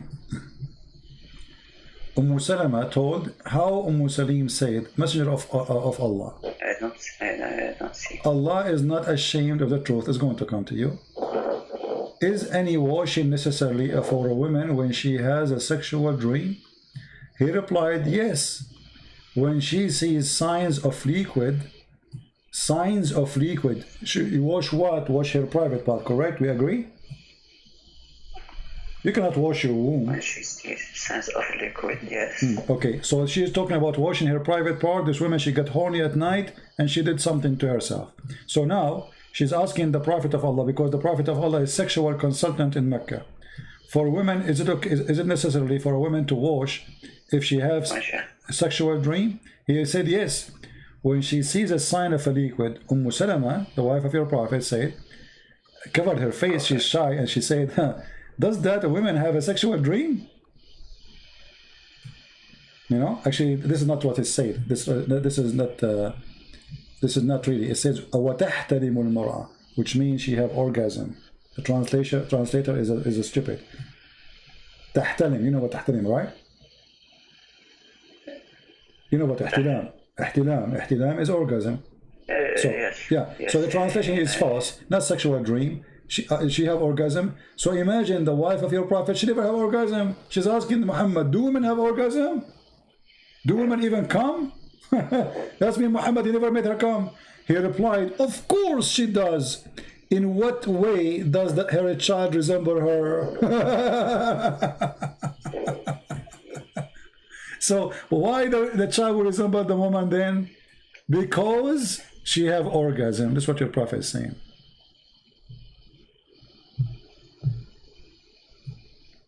And by the way, this is Sahih. Look what it says in Arabic here. الحكم متفق عليه صحيح. You see it? So he says that if she has an orgasm, the child will resemble her. If she have orgasm first, the baby will be a female. If he have orgasm, the baby will look like the father, and he will be male.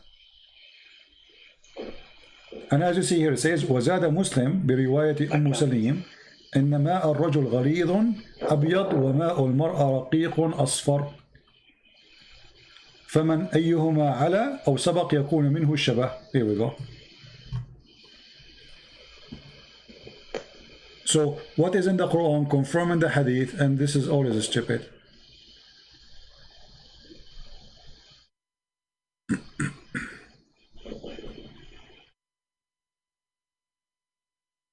And it is sahih, it is accurate. So what we will do now, my friend?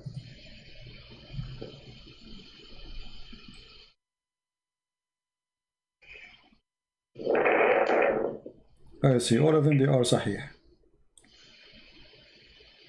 Sahih.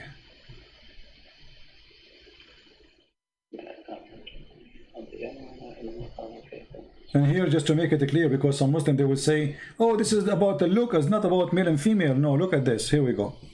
You see, you speak Arabic, and they will take advantage of your speaking Arabic. It says here that the Prophet said, ماء الرجل أبيض وماء المرأة أصفر فإذا اجتمعا فعلى مني الرجل من مني المرأة أذكر بإذن الله.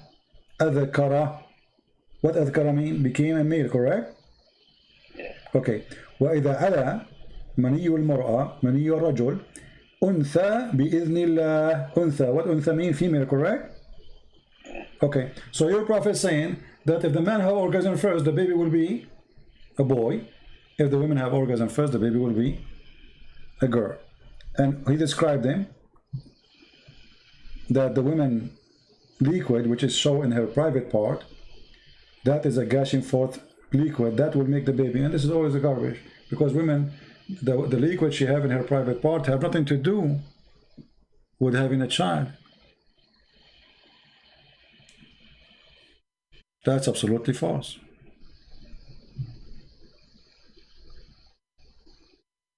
And look here what the Muslim, they add in the translation, guys. Look at this. They are adding between two brackets the chromosome and genes. What's the chromosome? It's a yellow. The chromosome is yellow. I mean, look at the stupidity when they try to cover a lie. The guy, he just said, the man have a sperm is white and the women have a sperm is yellow. And then you say chromosome. Can you show it in English? Yeah, it says a chromosome. Look, they added a chromosome there to cover. Yeah, I mean, it's incredible. Yeah, you believe it? To cover the stupidity of Muhammad, they say chromosome. This is about chromosome. It's about washing a vagina. A water appear in her private part. It's yellow and thin gushing forth. This is the chromosome.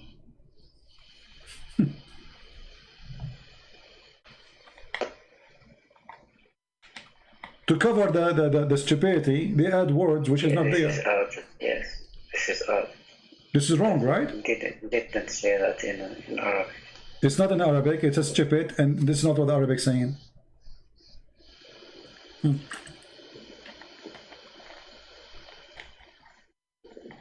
And just to show you how stupid it is, it says here, created by Allah decree. How do you say if he comes first, the baby will be a boy, and then created by Allah decree? Look. And the substance contributed by the male and female child is formed by the decree of Allah. How decree by Allah? But the man, he decide, or the women, whoever have orgasm first.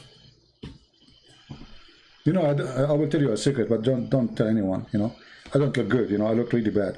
So if I get married, God forbid, I will never have orgasm first, because I don't want my children to look like me. Because I learned from the Prophet now that the one who comes first, the child will look like him or like her. So I will make it clear always. I will make agreement with my future wife.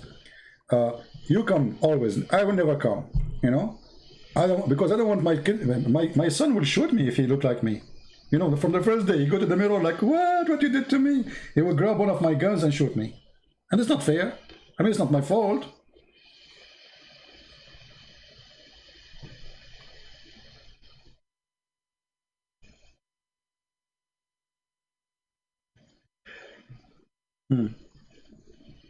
So what do you think, my friend? Are you going to leave Islam today or not?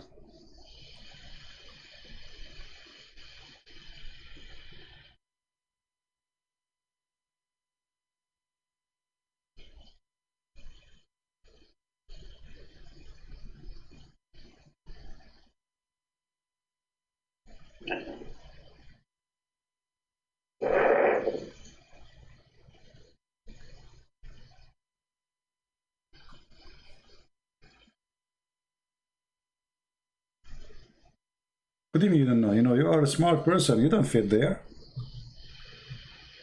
Do you really belong to this, you know, with my respect to you, my friend, do you belong to this garbage? This is garbage. This is not God. I mean, what kind of God you do not know even if the baby is made? A different verse in the Quran, Allah, he says that the baby, the sperm of the man, became a congealed blood. How in the world the sperm became a blood, dead blood?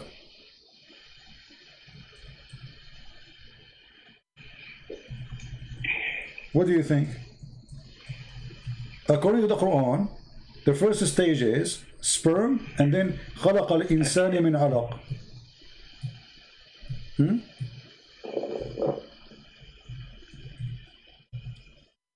Read this verse. Read this verse with me, so we can love together.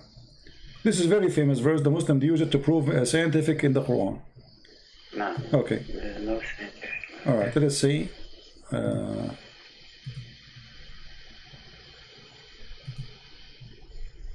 You can read in Arabic. ثم خلقنا النطفة علقة فخلقنا العلقة مضغة.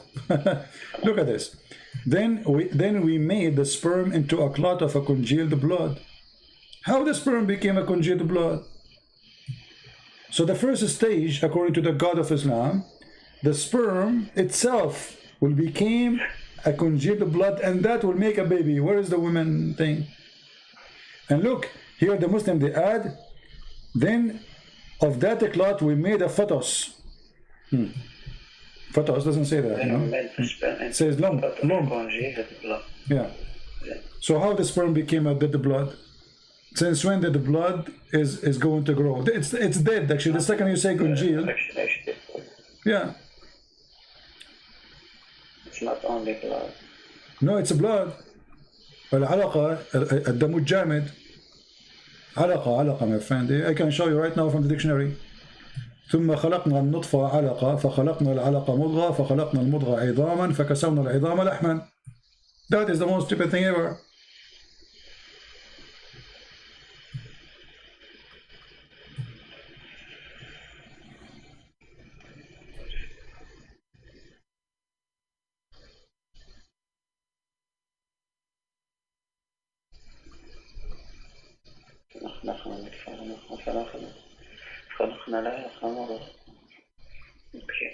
Do you want to show you At-Tabari again?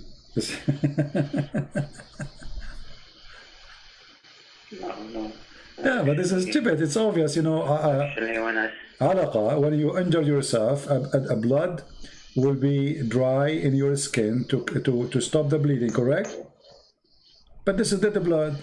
Yes. That never grow, you know, and after some time, when the skin is healed, that blood will be dry, will go out, you know, we can't take it from your skin. What kind of God? You do not know how the baby is made.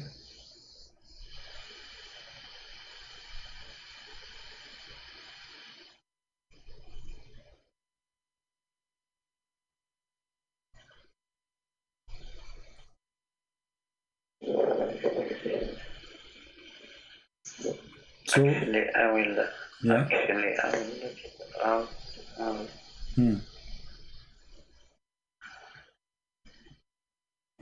will look at him, but because I'm not good in English, I'll look at him first.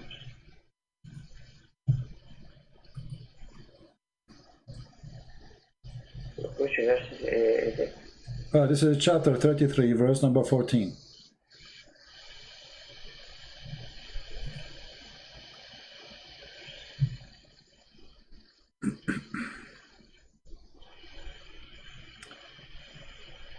And this is, here we go, I will show you dictionary. This is the dictionary.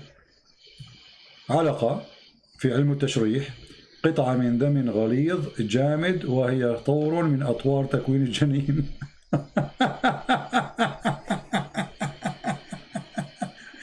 And he continue after that, and this is mentioned in the chapter in the Quran, etc., etc. Okay, how this can be true? It says here, this is dictionary, this is our Arabic dictionary. It says قطعة من دم غليظ جامد, a piece of thick blood, and it is جامد, solid. Does it say جامد? Yes. Okay, so jamid is solid. This is dead blood. I mean, how in the world the dead blood? It's a solid blood. No, jamid doesn't mean dead. It's dead. This is why it's jamid, my friend. Jamid means it's. Okay, what jamid mean? Tell me what jamid mean. It's solid cold. Thank you. Solid. Okay, so the blood will not become solid unless it is dead. As simple as that. This is why people, they die because of heart attack. When a piece of blood block their the rain of blood into the heart. But here it's before it even starts running. Yeah, but here it says the sperm became a dead blood. But how the sperm became a dead blood? Okay, how the sperm became a solid blood? Forget about dead. But you can go right now and search for congealed blood. You will find congealed blood is dead blood. Congealed blood is the dead. When you cut yourself, if you have a cut in your hand or foot, whatever, a blood will come out. Will make, if you cover it for some time, the bleeding will stop, and then a blood spot will cover all over the injury, and will make like let us say a batch for your skin until it's recovered. Yes. Yeah, this is dead blood. It's not even blood. It's dead.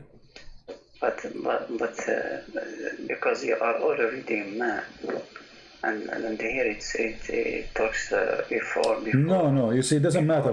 We are talking about the blood. Doesn't matter if it before or after. This is a blood. When you say a blood, the blood is having one nature. It's a blood. The baby, the fetus. Doesn't matter. It's a blood. Is it a blood? Is it, my friend? Is it a blood or is it a blood or not? It's blood. Okay, blood doesn't matter if it's a baby or adult. It's a blood. Yes, but because before the blood starts running, how is it? This is not the question. How in the world the sperm itself became a blood, and then all of you became a blood, and then from the blood you have a heart, and you have. This is what science says. Why you don't search right now in Google and find if there is any my friend? Can you find me only one scientific book saying that the sperm will become a blood? The first stage is a semen, and then the semen will become blood. Can you show me that? One scientist in the world says that. But everything in human body comes from the sperm and. No, that's not true. That's not true. No. You see, the semen, when it goes to the woman, it fertilizes and delivers the DNA of the man. Okay, yes. It's a DNA. There's no blood.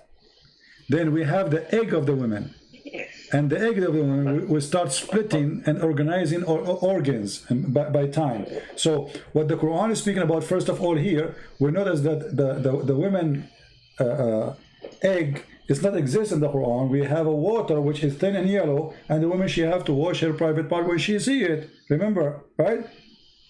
This is the gushing forth fluid coming from the ribs. And now we have the sperm of the man, which is coming from the backbone, according to the Quran, became a congealed blood.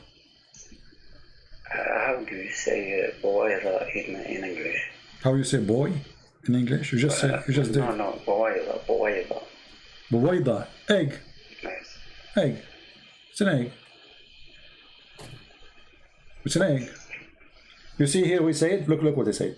Then we made the sperm into a clot of a congealed blood. So what is the transformation start from what? From a sperm into a blood.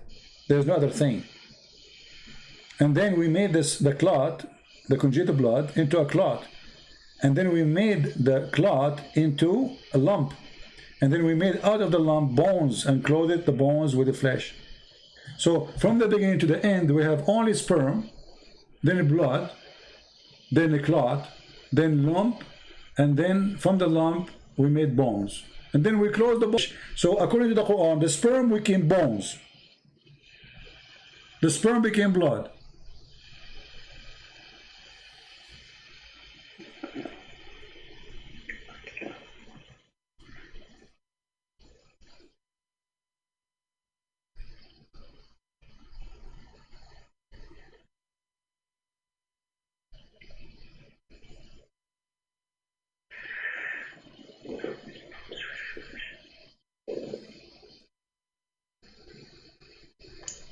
Actually, for me, the biggest problem is in the last sentence.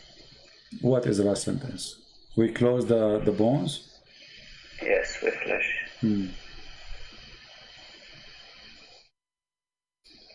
But here there's bigger problem, my friend. Do you see here it says فَتَبَارَكَ اللَّهُ أَحْسَنُ الْخَالِقِينَ? Don't you see a problem here too? Big problem. The best to create? No, not the best to create. You see, they lie in the translation. Look, here it says the best to create.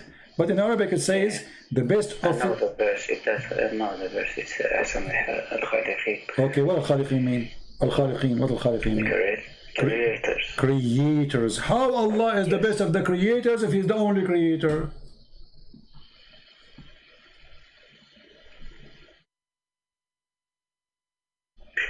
Actually, I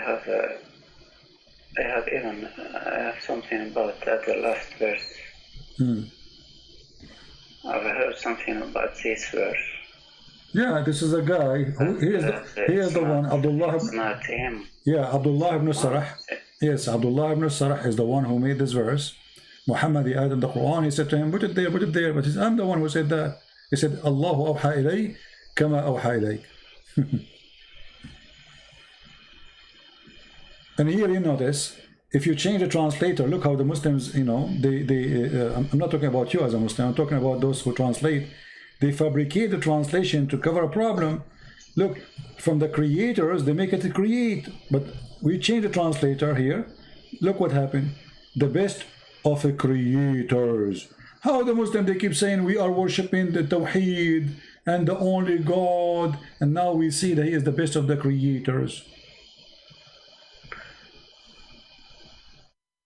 You see, listen, if I say to you, I am the best student in my classroom, and then later you find that I was the only student in that classroom, don't you think I was lying to you, misleading you?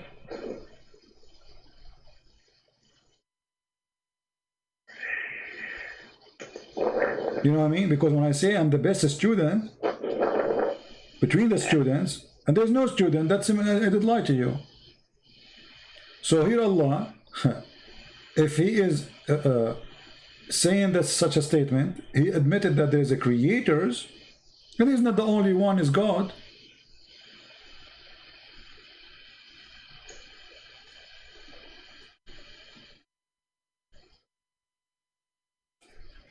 It could be just a way to glorify. Okay, how you glorify? By lying. I mean, when you say I am the best of the creators, that's a lie. Because there's no other creators. You are lying, you are exaggerating with your lie. You are confirming that there is a creators when there's none. So when you say I'm the best of the creators and there's no others, that's stupid. And it's a lie. You don't glorify yourself by lying. So what's the point of this statement? To say to me Allah is the best of the creators, but there's no other creators. Okay, I'm looking this verse in French. I'm looking at why you need it in French if you have it in Arabic? Because I understand French. Okay, I will look for it in French. Hold on, let me see, not in English. I will see to say it in French language. Actually. Let us see where we can find the French. Where is the French language Quran? I'm sure they lie, you know, in the translation too. Yes. They said words that it didn't say in Arabic. It doesn't say creator, right? The creators. No, from the beginning it says nous avons fait du sperme une adhérence. What does that mean? I don't speak French. They translated the blood with adherence. So they changed the whole translation. Yes. So yeah, I see here. As usual, I'm not surprised. I mean, everything, they try to cover the stupidity of the Quran by fabricating. So now anyone who will speak French, this is why I need to finish my Quran translation, and then later we will ask people to translate to their own language, my translation, so people, they can get an honest, clear translation. Yes, it says nous avons fait du sperme une adhérence. It doesn't say in adhérence. It's just a word that they come up from their mind. Deceiving. This is the method of Islam. Actually, there is no mention about blood here. Yeah, the blood is gone. Okay, that's good. So now, if you are a French, you don't speak Arabic, you read it, you think, okay, there's nothing wrong there. This is the whole purpose of false translation. Yeah.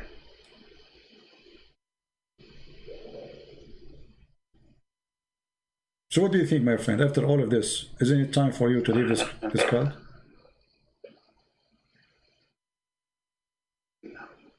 No? You don't want to leave Islam? Huh? I'm reading it again.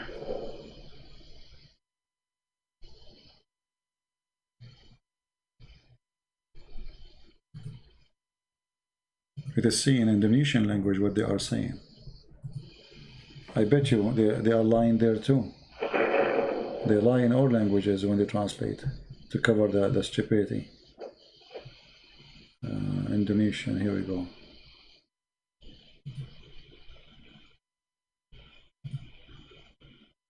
Okay, in Indonesian it says... Okay, I think I was wrong here.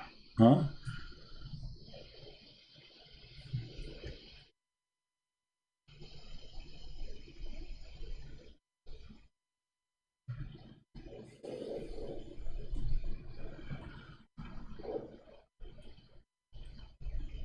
Okay, علاقة, they translated علاقة with utterance, something that has...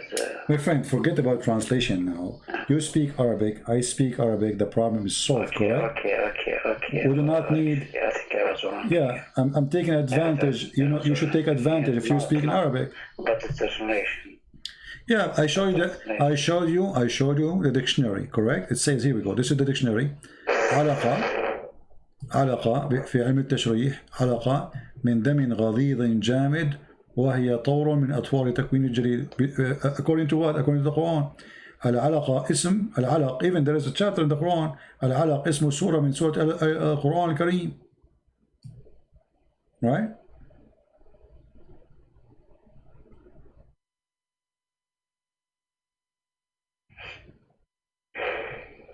So we have a dictionary. You speak Arabic.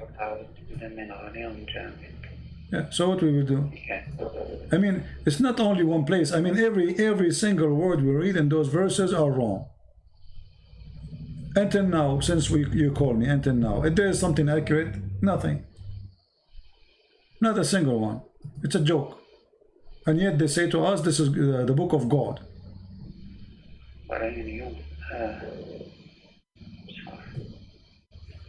And look here, this guy. Then we made the nutfa into a clot. Let me ask you, do you know what nutfa mean? Yes. Nutfa, how many sperm inside the nutfa? Millions. Yeah. Okay, how millions of sperm became semen, became a baby. Nutfa is not one semen. It's a drop. It's a drop of sperm, and that means your God saying we made the nutfa, a drop of semen, into the whole of it, all the drop, it's not a semen, it's a drop of semen. That's another mistake too.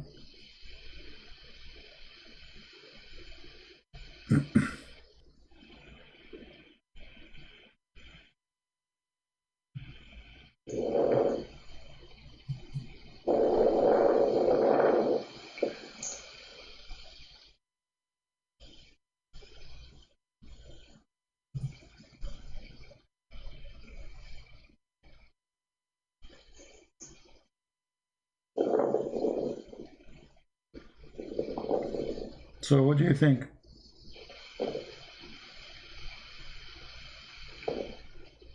It doesn't have to be specific here or detailed. When it says not for, it doesn't have to talk to detail. My friend, okay, hold on. Listen. I don't know how old are you, my friend. It says nutfa. All of it became a clot. Does it say that? No, it doesn't. No, it make it clear. Listen. Then we made the nutfa. What he made? He made the nutfa. He did not make a semen. He made the nutfa, and the nutfa is a drop. A drop. It's not one individual semen. We can go to the dictionary right now. It's a drop of semen, have millions. According to your God, we made the nutfa, all the nutfa, not only from the nutfa we made a baby, no.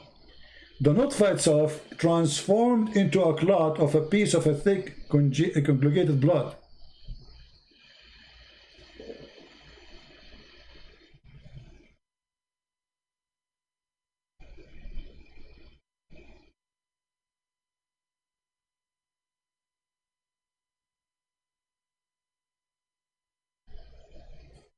I mean, the more you read deeper, the more you find every single word is stupid there.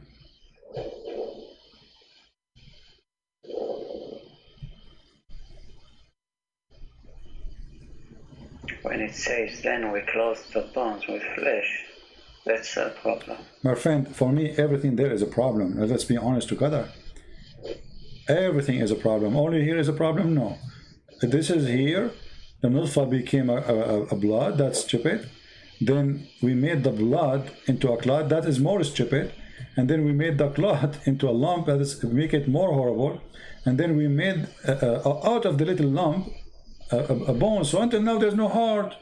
There's no nothing. This is almost the last stage of the baby creation. And what we have a bones.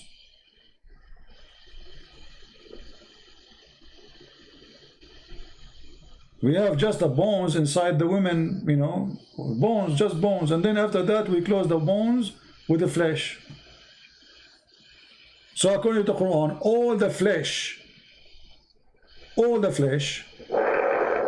and this, remember here, this is God talking. This is God talking. It's not like somebody making a meditation, saying, God, he closed my bones, God, etc. I accept that, no problem. But this is God explaining to us supposedly by stages.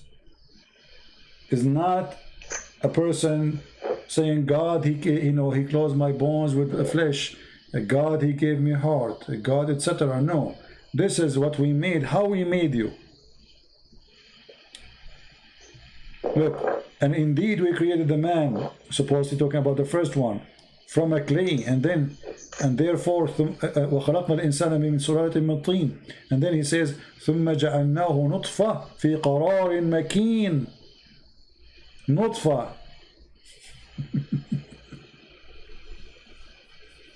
And look what the translator he said here. It's a mixed drop of male and female sexual discharge. Do you see it?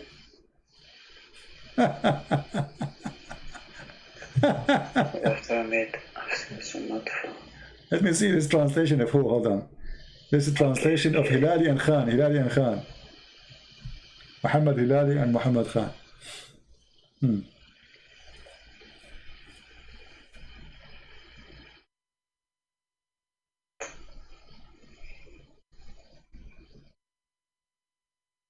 So,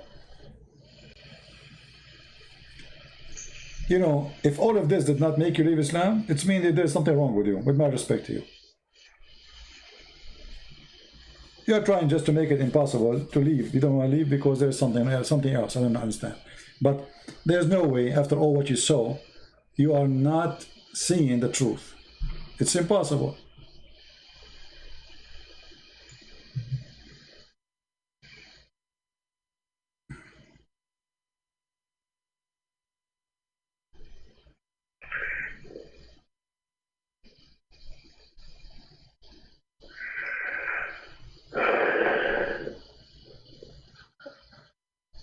I think here it's just about modern terminology.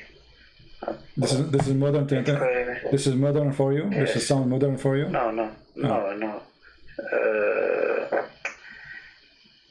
Nutfa. When you say nutfa, it's a drop of liquid. Nutfa is a drop of liquid. When you speak about nutfa, when you come to the man, you are talking about a sperm. So it's a drop of liquid. Have, according to science, a drop of sperm is millions of sperm. Okay, I don't want to say something that I don't know, so I have to look it up in detail. Well, we did. All right, my friend, I'm not going to force you to leave Islam if you don't want to, but I believe in your heart you know that this is garbage. True or not? In your heart you know this is wrong. If it's really how I understand it right now, there is a problem, yes. Okay, so why? I mean, the problem exists, and how you can solve it? You stay following such a you know, such a... I have to confirm that. We confirm that. We confirm, my friend. So I am with you. I am with you for how long now? More than an hour. Did I confirm everything I show you or not? And now you can go to any, like you can go right now, search embryo stages. Embryo stages. You will find that none of the stages of the embryo is what he's talking about. Okay. Is there any other thing, not scientific thing? I mean, something, how to say that in English?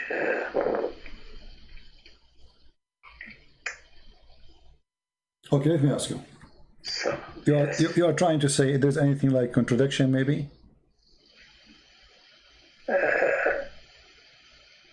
Yes. Okay. Contradiction. Do you think immoral thing, or I don't know. All the Quran is immoral? All the Quran is immoral. You know, all of the Quran. Well, there's nothing moral in the Quran. Go and take the money of the of someone just because you don't believe in Muhammad, and you know, rape their women. But forget about this. Do you think God, he remember which one he created first, or he don't remember? He does. Okay. If we go, I want to show you something here, and you speak Arabic very well, which is very nice. Will help me a lot.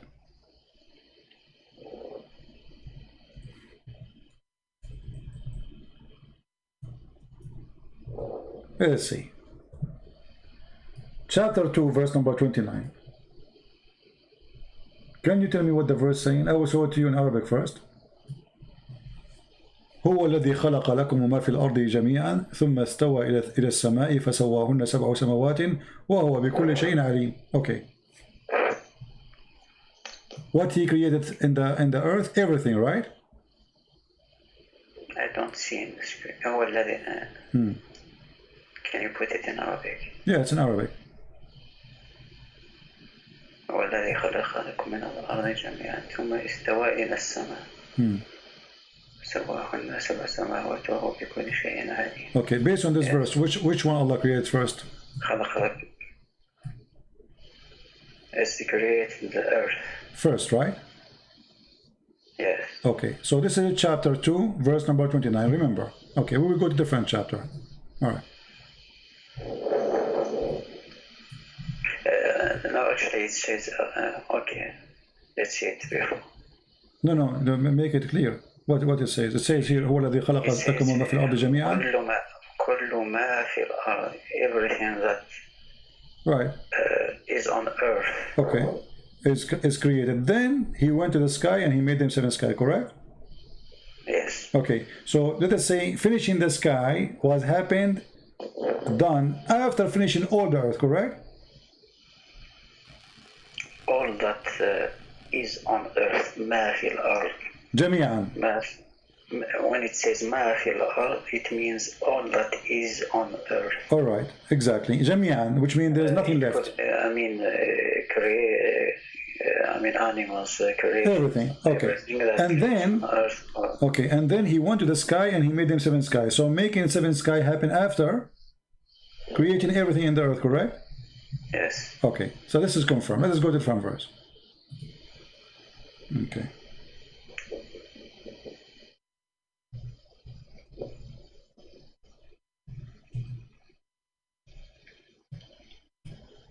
This is chapter 79, and we can read from any verse. You can read from the beginning if you want, but let us see here a verse starting from where he speaks about creation of the earth and the heaven. In verse number 27, he says, "Are you more difficult? أنتم أشد خلقا أم السماء بناها رفع سمكها فسواها وأغطش ليلها وأخرج ضحاها والأرض بعد ذلك دحاها." English. Are you difficult to create, or heaven? He constructed, he raised its masses and proportion, and then he dimmed its night, and he brought its day, which means he created the sun and the day, etc. So this is the first, and after that, he created the earth. No, it says وَالْأَرْضُ بَعْدَ ذَلِكَ دحاها. دَحَاهَا. Okay. It says the earth after that is spread. Okay. Okay. Let's go. Let's stop here. Let's stop here. Yeah. In verse number 2, you remember, you are the one who agree with me that Allah, He finished first everything in the earth, and He went to heaven and He made it 7, correct? Yeah. Okay, here is saying the opposite. He finished everything in the sky. He made day and night light, and then after that He go back to work in the earth, and after that He spread the earth. He made it flat. Actually, the word ha means flat. And then from it He produced water and pasture. This is after. And then He placed mountains.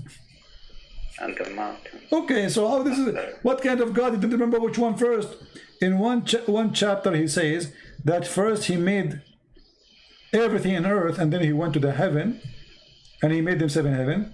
And this is chapter 2, verse number 29. And then in the other chapter He says, which one is difficult? Okay.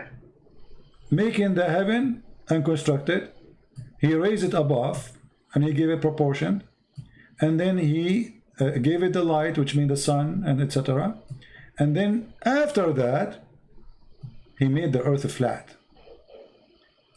And now He continued. What after He made the earth flat? Then He made the water coming out, and then He put the mountains.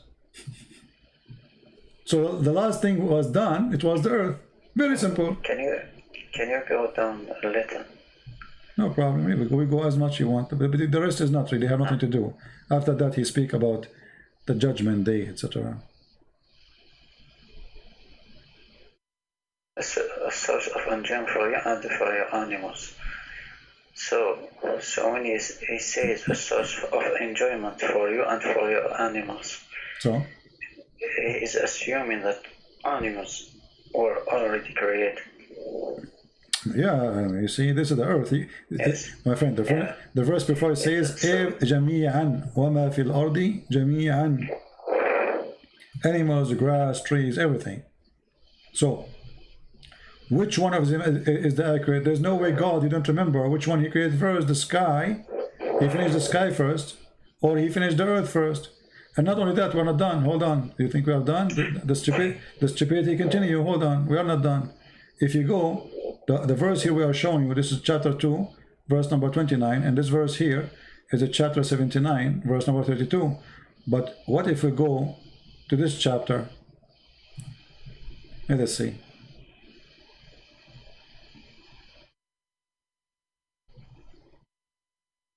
And then people will start laughing.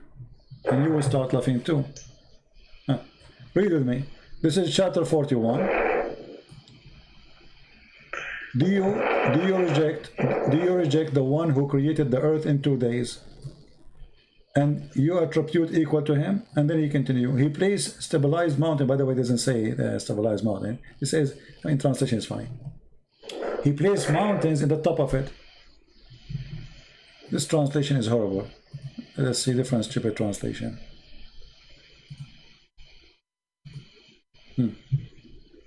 He set on earth mountains standing firm high above. So the first thing is what? He created the earth in 2 days. And then, second, He put in the top of the earth mountains standing firm high above, and bestowed the blessing on the earth, and the measure of things, all things given, measurement due to proportion, in 4 days. The total is 6 days. This is the first stupid thing. 2 days plus 4, that is 6. But according to the Quran, different verses, Allah, He finished everything in 7 days, in 6 days, not only the earth. So now He says, and look how they lie. They say here moreover, but in Arabic it says ثُمَّ اسْتَوَى إِلَى السَّمَاءِ. What ثُمَّ mean? ثُمَّ mean after not only after, way after. Yeah. So they lie in the translation. They say moreover. If you change the translator, you will see he changed it, you know, depend in the liar. Look here, this is Muhammad Biktal. Then he turned he to the heaven. Okay, so hold on. So here, according to here, the earth was created first, and everything in the top of it. He placed mountains. This is second option. And then after that, he made like substance, grass, trees, animals, etc. And then after that, he went to the sky, and it was a smoke. And after that, he made the heaven, 7 heaven in 2 days. So 2 days to make the heaven, 4 days to make the earth and substance, mountains and substance, and 2 days to create the earth. This is total of 8 days. This is contradiction number one. Secondly, now, based on this chapter, Allah, he finished the earth first in 2 days, everything on top of the earth in 4 days, and then after that, he went to the heaven, and it was a smoke, which means was nothing, empty. And then he told the earth and the heaven to obey him willingly, or to come to him. And then after that, he ordered the 7 heavens. So the last thing in this chapter, Allah, he created made the 7 heaven, and then after that, he made lamps. You see it? So according to this chapter, the last thing Allah he did, supposedly, Allah created the stars, including the sun. Yeah. Okay. In this chapter here, chapter 41, this is not what happened. It's the opposite. Read carefully. Are you more difficult to create or the heaven he constructed? He raised masses of proportion on it, and he dimmed the night and brought the day.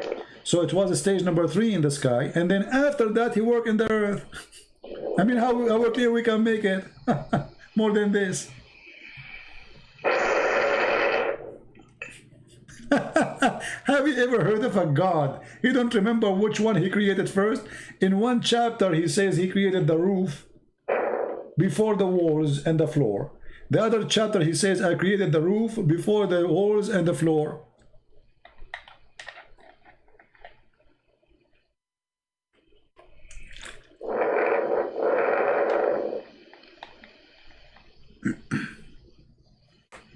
I hear you.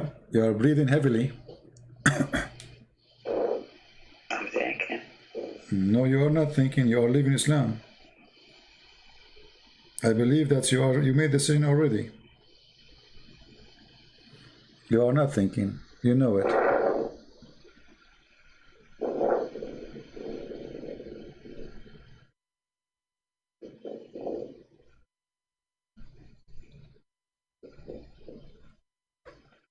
I will be sincere with you here. Yeah. What I see.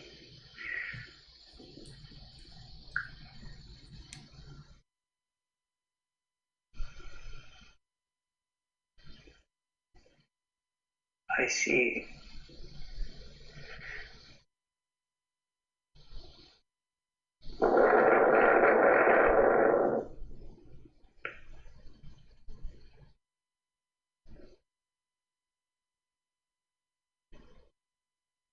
someone who doesn't remember.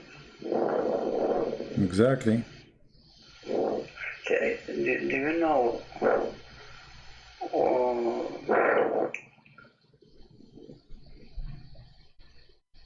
in what period these verses are they distanciated in time between them? I understand. Say again. All these verses. Well, I mean, what do you want more, my friend? You see, I'm really being so patient with you, hoping that you will be honest with yourself. I don't want you to be, you know, I mean, this is about you. I don't really care. You stay as a Muslim, you want to stay Muslim, it's your business. For me, I do my part. But be honest with me. Isn't it this cannot be from God? Isn't it the Quran says, لو كان من عند غير الله? You know, you found a lot of differentiation in it. So even the Quran says, if this is not from Allah, you will find a lot of contradictions. The sound is gone.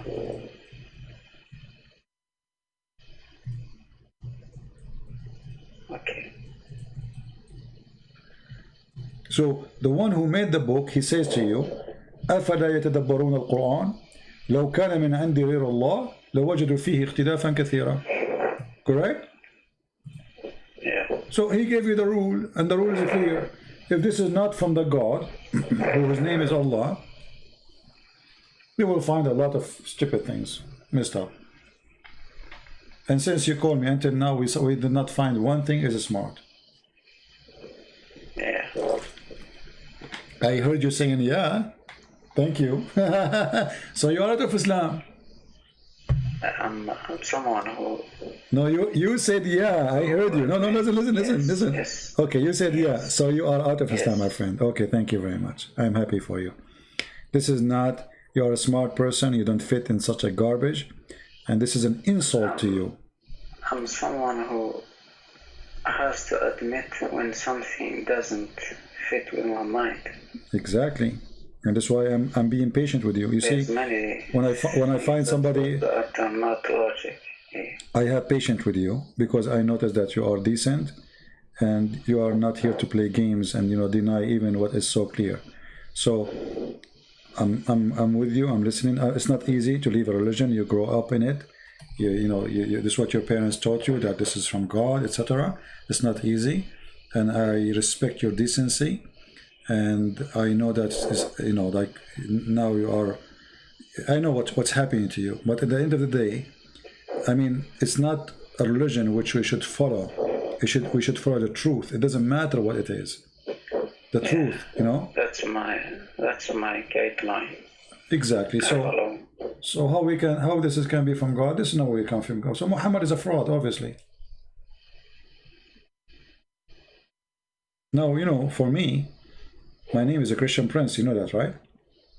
Yeah. And a Christian prince means that a Christian is going to invite you to accept the Messiah as your savior. What do you think?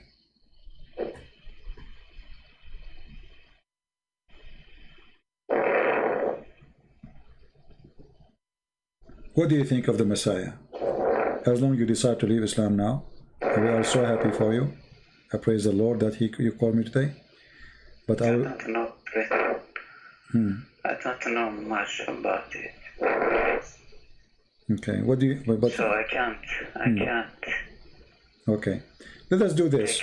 What about you? You call me some other time. You take your time to read more about Christ. About His teaching. What about if I, did you ever have a Bible in your home?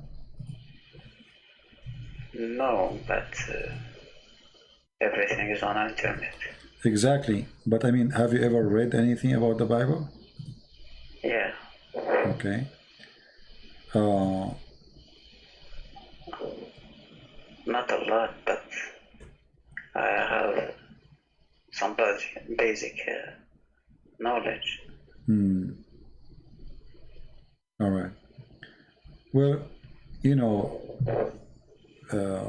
I'm not going to tell you where you start, but you can go and start reading from any of the 4 Gospels, which is written by 4 of our church leader about what Christ He did, what Christ He said, and you will notice, my friend, how amazing.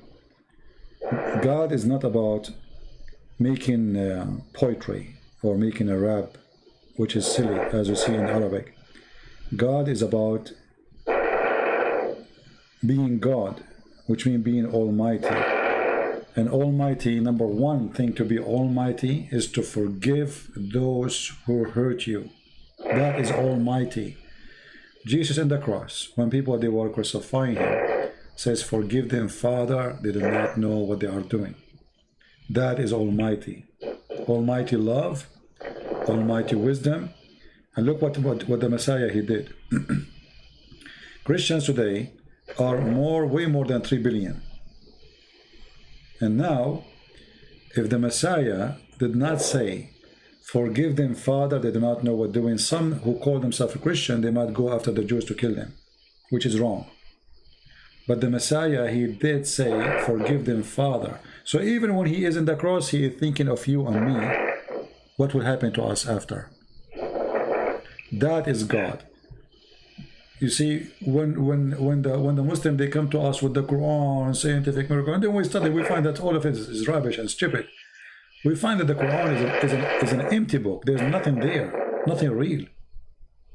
It's just a collection of stupid stories, like Al-Khadr, the guy who drank from the fountain of youth, and because of that, he never died. Do you know that Al-Khadr, he was in the funeral of Noah? He was in the funeral of Abraham. He was the funeral of Muhammad. You know why they call him Al-Khadr, right? It means green. Yeah, green. But do you know why they call him Al-Khadr? I don't know. This guy, he drank from a fountain, which this fountain, whoever drank from it, he will come back to life. In Arabic, we call it Ma'ul Hayat. You heard of this before? Okay. The water of life. So he drank from a fountain, it's called the fountain of life. Actually, I heard about this story, but not in Quran. Or, this is in the Hadith, You know? yeah. Yeah, in the Hadith where Allah, he sent Musa to learn from Al-Khadr. And No, then... actually, not with Moses or something. Yeah, there's a story of Gilgamesh. water of... I think I heard it. Yeah, there's in the heritage of the Persian and the Assyrian stories like that. You know, this is why if you see in the Quran it says Ma'ul Bahrain, Marjul Bahrain. Do you know why? Do you know why Al Bahrain is mentioned there? Al Bahrain, you know Bahrain? It's mentioned in the Quran. Why?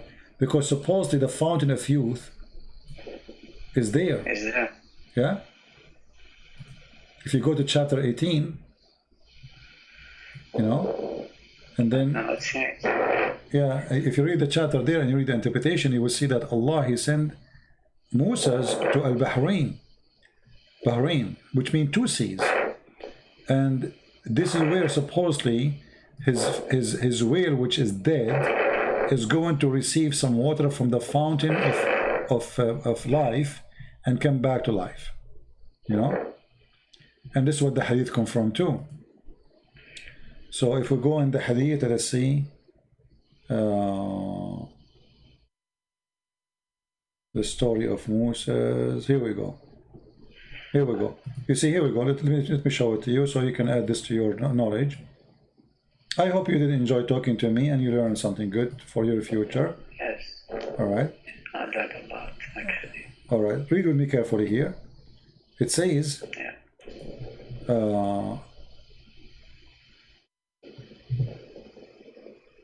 قال سفيان في حديث etc. قال etc. في أصل الصخرة عين يقال لها ماء الحياة. Do you see it?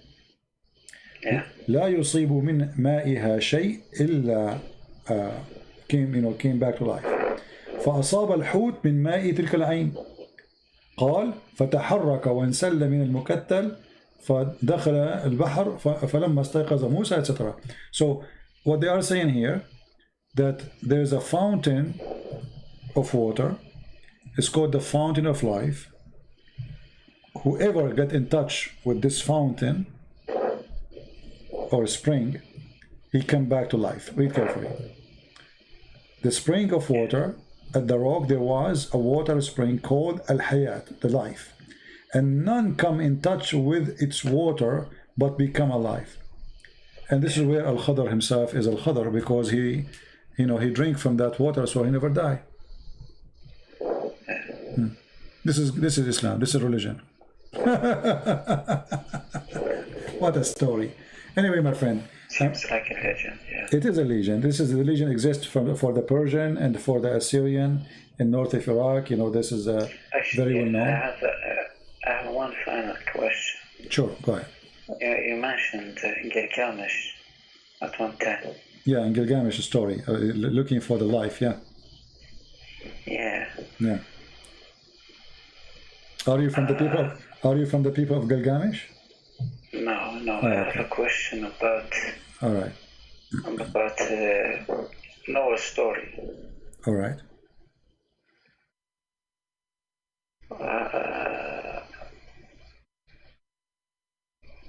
How do you say delusion? This story, I heard it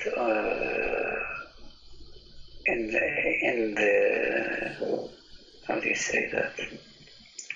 I'm sorry, my English is very bad. No problem. Okay. Forget about it. All right, no problem. All right, my friend. I'm so glad that you called me, and we have a good time together. Feel free to call me again if anytime you wish. I'm happy to talk to you, and I hope soon you will learn more about the gospel, and you will accept the Lord, the Messiah, as your Savior. And let me tell you, I don't want you to be a person to accept Christ because of fear. I want you to accept Him because of love. But life is very short. Yesterday I was a kid, today I am not. And the same for you. Time goes so fast. And the Bible teaches us that there's God, there's heaven, there's hell. And by making a decision, we choose where to go. Now you left Islam, I have my duty to invite you to be saved by the Messiah. I want you to be saved. I want you to be in the right place. So I invite you. I cannot push you. I cannot tell you what to do. You are a man. You are smart, intelligent, and very polite. I'm very happy to talk to you. But I hope you will start reading the gospel, and you call me back if you have any questions, and I will be happy to help you. For sure, not today. I mean, take your time. You will not be able to read the Bible in 2 days, or you have to take your time. We want, in Christianity, we want believers who knows, not people say Shahada. We don't care for Shahada. We want a real believer. Not repeat after me. I don't want that. We want someone who speaks to the Lord from his heart, and the Lord is always listening. The Lord, He says, knock at my door, I will open for you. So I invite you, my friend, and I pray in front of everybody. I pray to our friend here, which I don't know his name, that the Lord will let him knock on his door, and He will open his door for him. The Lord, the Messiah, He says, every two of you mention my name, I will be between you. So right now as we speak, my friend, the Lord, the Messiah, is between us. He's listening. And I am sure if you ask Him, He will be with you. He will help you. He said, search for the truth, and the truth will set you free. And I pray to the Lord that the Lord will set you free, so you will not be a slave of any false god. And you will not be a slave to anyone. He wants you to be free. Even He don't want you to be a slave of Himself. He wants you to be free. That's why we Christians, when we ask the Lord, how we pray, He says, pray like this: our Father art of heaven. Imagine, not our God, our Father. This God is not the same as others who need slavery, who need worshippers. He looks at us as a loving Father, and we are His children. So we don't really follow God as much we are following Father. And He is our Father, for He is loving. Father, the first thing, if there's a fire in the house, the father will grab the children first before the money, correct? Yeah. And this is what our Father will do. He will grab you to save you. But in order to grab you to save you, you have to say to Him, you are my Father, save me. And then He will save you. I hope so. All right, my friend. Thank you very much for calling. I will be happy to hear you again. Thank you. Take care. God bless you. Bye-bye. All right.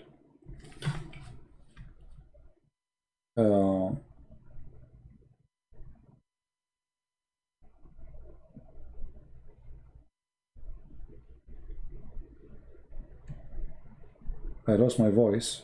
I was drinking water, too much water, because my voice is, my throat is not really doing good, but it's worth it. Our friend here, he just needed some, let us say, some help, and we are here to provide the help for him and anyone else. It's very important when you speak to somebody to speak with decency, and if you are not a person who is willing to speak to me with decency too, there's no point of me and you talking, because what, are we playing games of you lie to me, I lie to you? This is what usually I notice when I speak to Muslims. But when we see to a Muslim, when I listen to a Muslim like the gentleman who called me today, you can tell he is not calling me to play games. He is discussing with me. He refused, he agree. But we are going through a process. And I understand that in the beginning it's going to be hard, for him to accept, but he is decent. He see it in the front of his eyes. Nothing we mention, but we show. Nothing we said, but it's their book. And now it's not his book no more, thank God. So how he can refuse it? It's impossible. The only thing I wish that he opened his heart to the Messiah, and I hope he will do that, for the Messiah is really the best gift we can receive. Our life, I mean, look at our life. You see, people, they are so much attached to things around them. I mean, it's somehow it's a boring life, isn't it? I mean, the same food, the same, etc., the same. I mean, we try to create a joy around us, but when you are in love, with love itself, you are enjoying life. And one of the amazing thing about the Messiah, he make you in love with love, which means you love for no return. So you walk with this person who is a Muslim. He asked you to, he said hello. We walk with him 1,000 foot, 1,000,000 foot, in order loving to save him. And that is what the Messiah does to us. He make us enjoy in love, a love nobody can know unless he is a person belong to it. It's the same when a mother, she carry a child 9 months in her womb, and then after that she spent years taking care of him, and then after that he became a man and still she is worried about him, and then after that he became a man who have a family and he have kids, and now she is worried about him and his kids, and then after that he have a grandkids, and now she is worried about him and his grandkids, not only his kids. That is love, a love which is given by the Lord himself. So if we cannot reach the point where a good mother, because not all mothers are good, a good mother who is full of love, given with no return, we cannot know who is Christ is. I believe one of the miraculous sign of God is what he put inside a female mother. Have you ever seen a cat carrying her babies from a place to hide them, to protect them? Have you ever seen a little tiny bird feeding her babies? It's amazing. That is God, my friend. God is not a poetry. God is not scientific miracle. God is not all this garbage people they try to attach it to God to make God God. God is love. And the God who is not love is a fraud.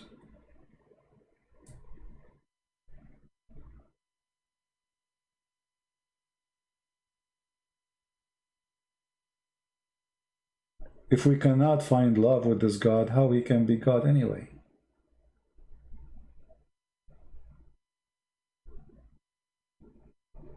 If an animal, if a cow, she take care of her babies. A cow. The God of Islam, he don't care for your babies. He wants him to die for him. The God of the Christian, he wants to die for us, and he did. The God of Islam, he wants you to die for him. He cannot fight the Christian, he cannot fight the Jews. He wants you to fight the Jews. He cannot do it.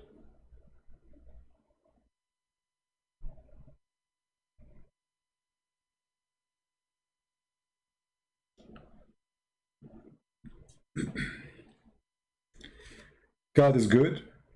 God is beautiful. God is a miracle. And Christ, not only he did miracles, he is miracle. He is the miracle itself. So we pray for our friend that soon he will call us and he will say, I accepted the Messiah. We pray that all those who are going to watch this video, they will be more smart and not to follow propaganda machine trying to deceive you. As you see, translation is false.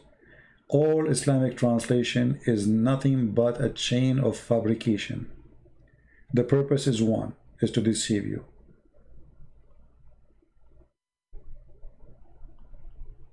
As simple as that. Google TV, you want to chat now? I'm done for today, my friend. I see my throat is hurt. And already we are here for how long?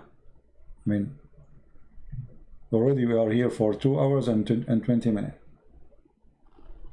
right? I will try to go live on air tomorrow.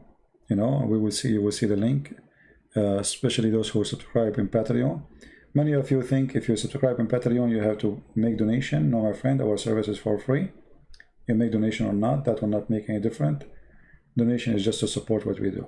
So subscribe in Patreon, and you will see when I'm going to go live on air. It will be updated, because Patreon send you email immediately when I post something there. YouTube don't. Many of you miss the broadcast because you don't receive notification, and obviously they censor. Most of the videos I post on Instagram, they don't even go there. I make a video, I post it, it says this video cannot be posted. Why? Don't ask. All right? So stay updated, and for sure I want to say thank you for all those who support us. I really appreciate you, and I appreciate that the Lord, He put good hearts between the evil hearts, because if everything is evil, this earth will be destroyed. The good heart people are the one who is saving this earth, not by their act. No, God will not destroy it as long there is some people who they have good hearts.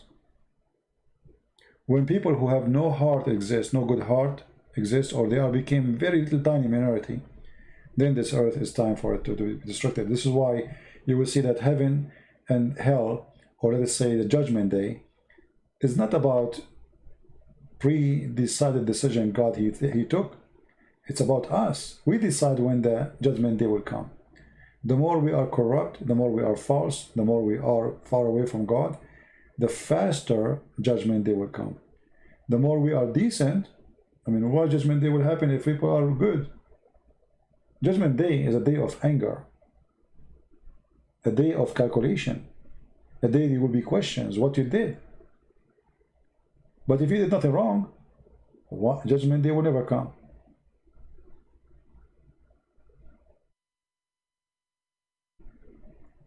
Judgment day is going to come, and all those who fabricate lies about the true God, they will pay the high price. And for sure Muhammad, is going to be the first one to pay for his crimes. Patreon is asking for minimum payment, I think $5. I don't think so, my friend. There's people, they donate $1. That's going to be true. Secondly, I don't think you have to donate anything. They say to you, and donate, don't donate. Just ignore it. I don't think that's true. However, there's people that donate only $1. And when the day comes for donation, the payment decline.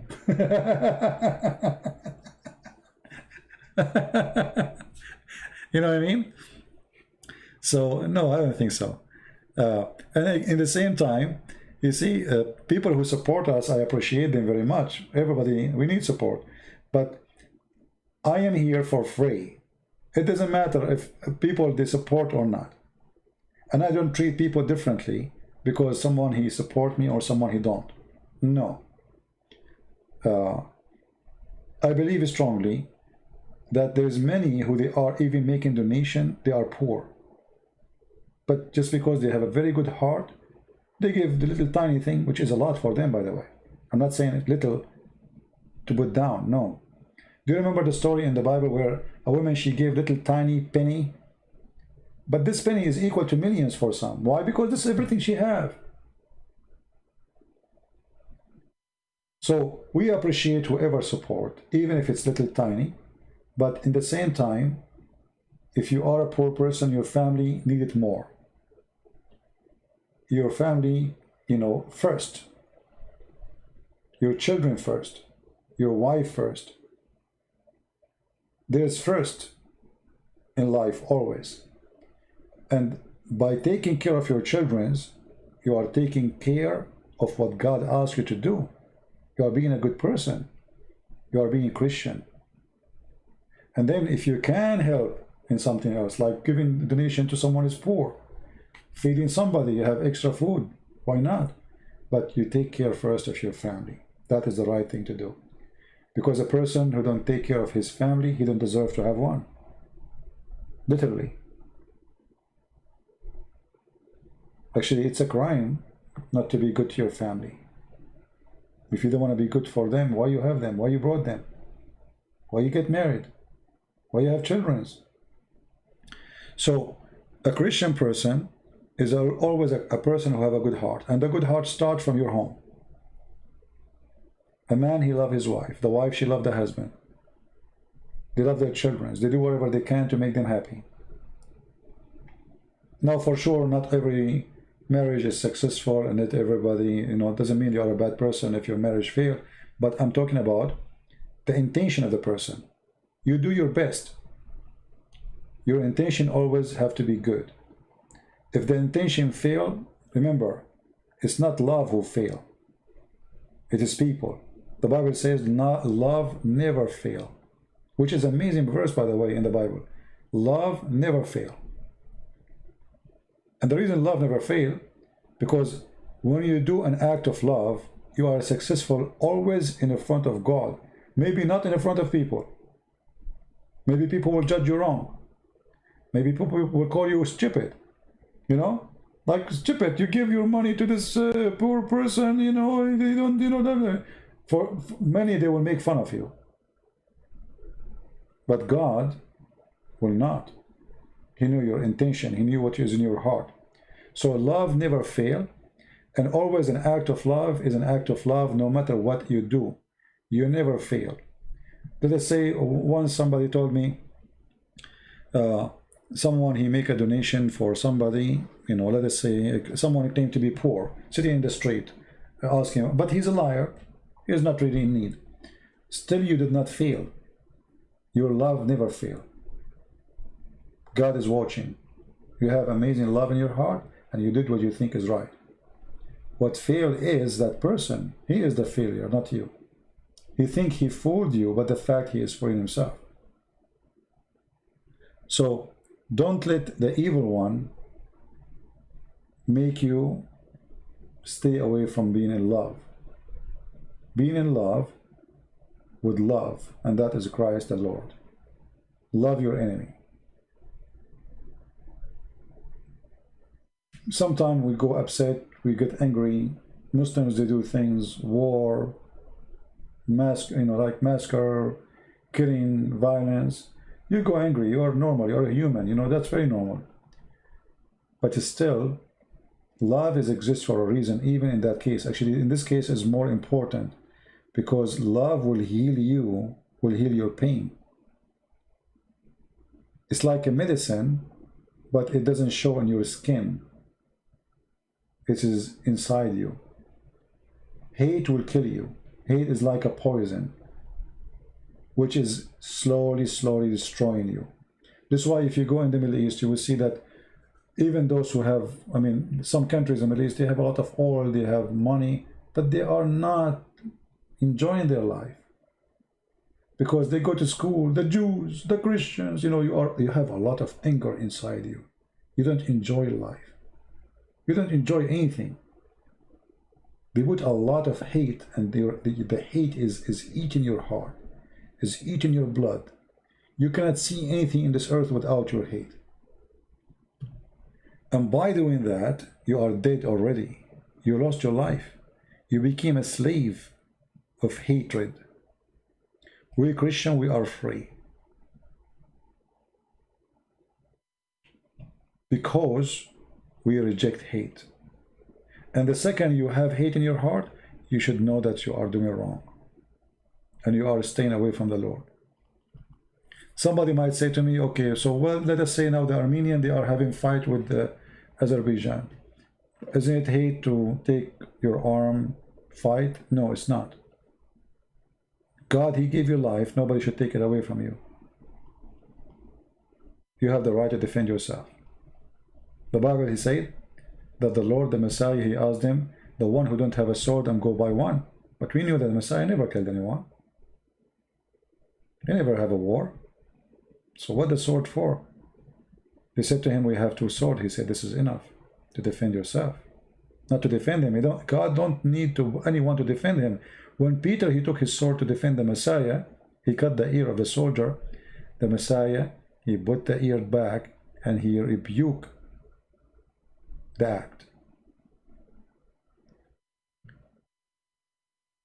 So defending yourself is not an act of hate, it's an act of love actually, because you're defending your land, your country, your family, your mother, your daughter, your son. Evil ones can do harm to them. That is an act of love. Even it sounds like ugly because it's a war. A Muslim, he has the right to protect his mosque. Even his mosque may be the house of the devil, but he should protect his mosque. Why? Because if you don't protect what is belong to you, that doesn't belong to you. You know what I mean? A Muslim should protect his life. If somebody want to kill him, he's a Muslim, so what? He's a human, he should defend himself. And that goes for the Christian, that goes for the Hindus, that goes for the Buddhas. But we don't fight evil by evil. That's what the Bible teaches us. We don't do as they do. That's why the Messiah, he says, love them, bless those who curse you. And we bless the Muslims, and we pray that the Lord, he will open their heart, and we should do our best to fight hatred so we can win more of ourselves and of them to be saved. Because if you cannot, if you don't know how to love, how you can invite anyone? I mean, you're inviting me where exactly? When a Muslim, he says to me, convert to Islam. Okay, well, okay, I will go to convert to Islam. What will you do? Death to America? You know what I mean? I mean, you're inviting me to the hatred party. What is the joy to be there?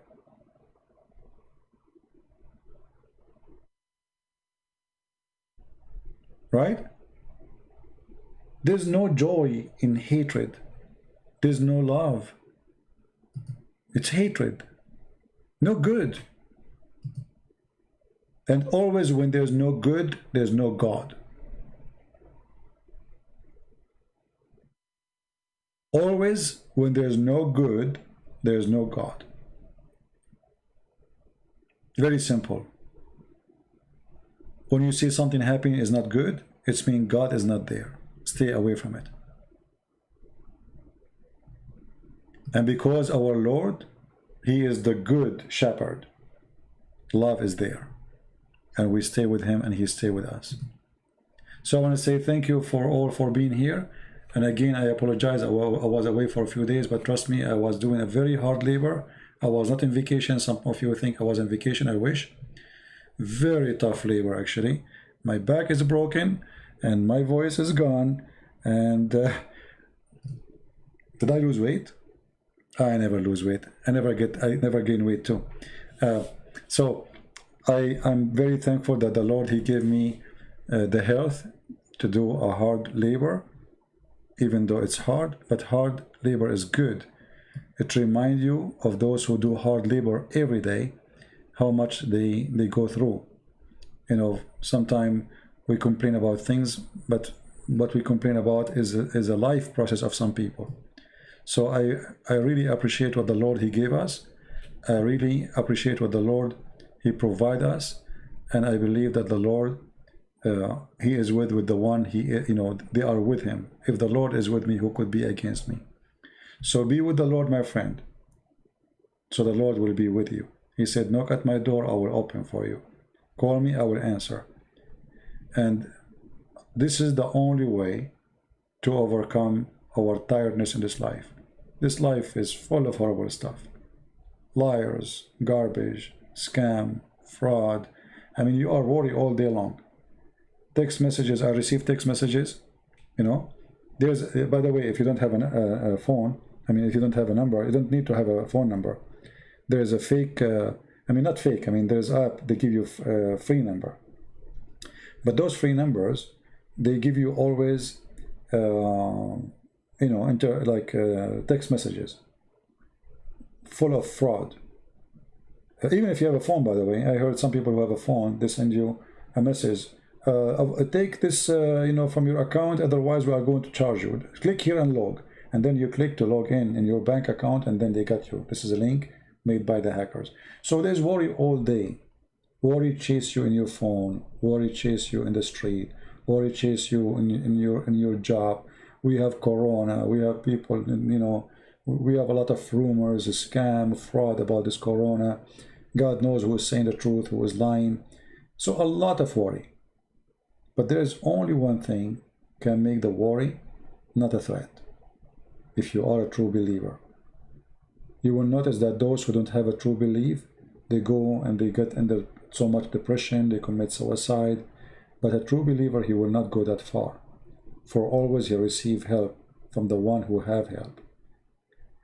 So I say that when you are with the Messiah, you are helping yourself. You do not need your help.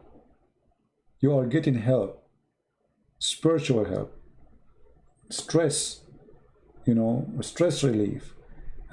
Faith is powerful, can really make you even heal from crazy diseases. So for sure, you know, like people still will die. The Bible says that the dead bury the dead.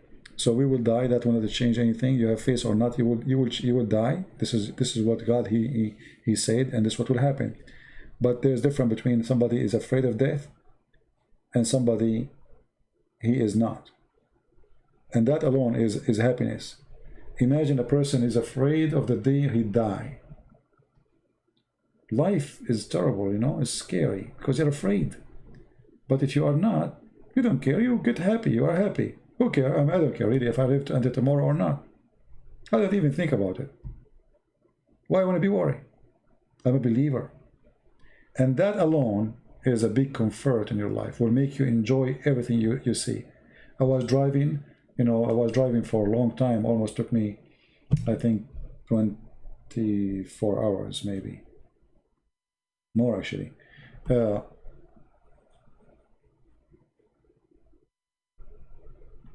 day and a half I'm driving.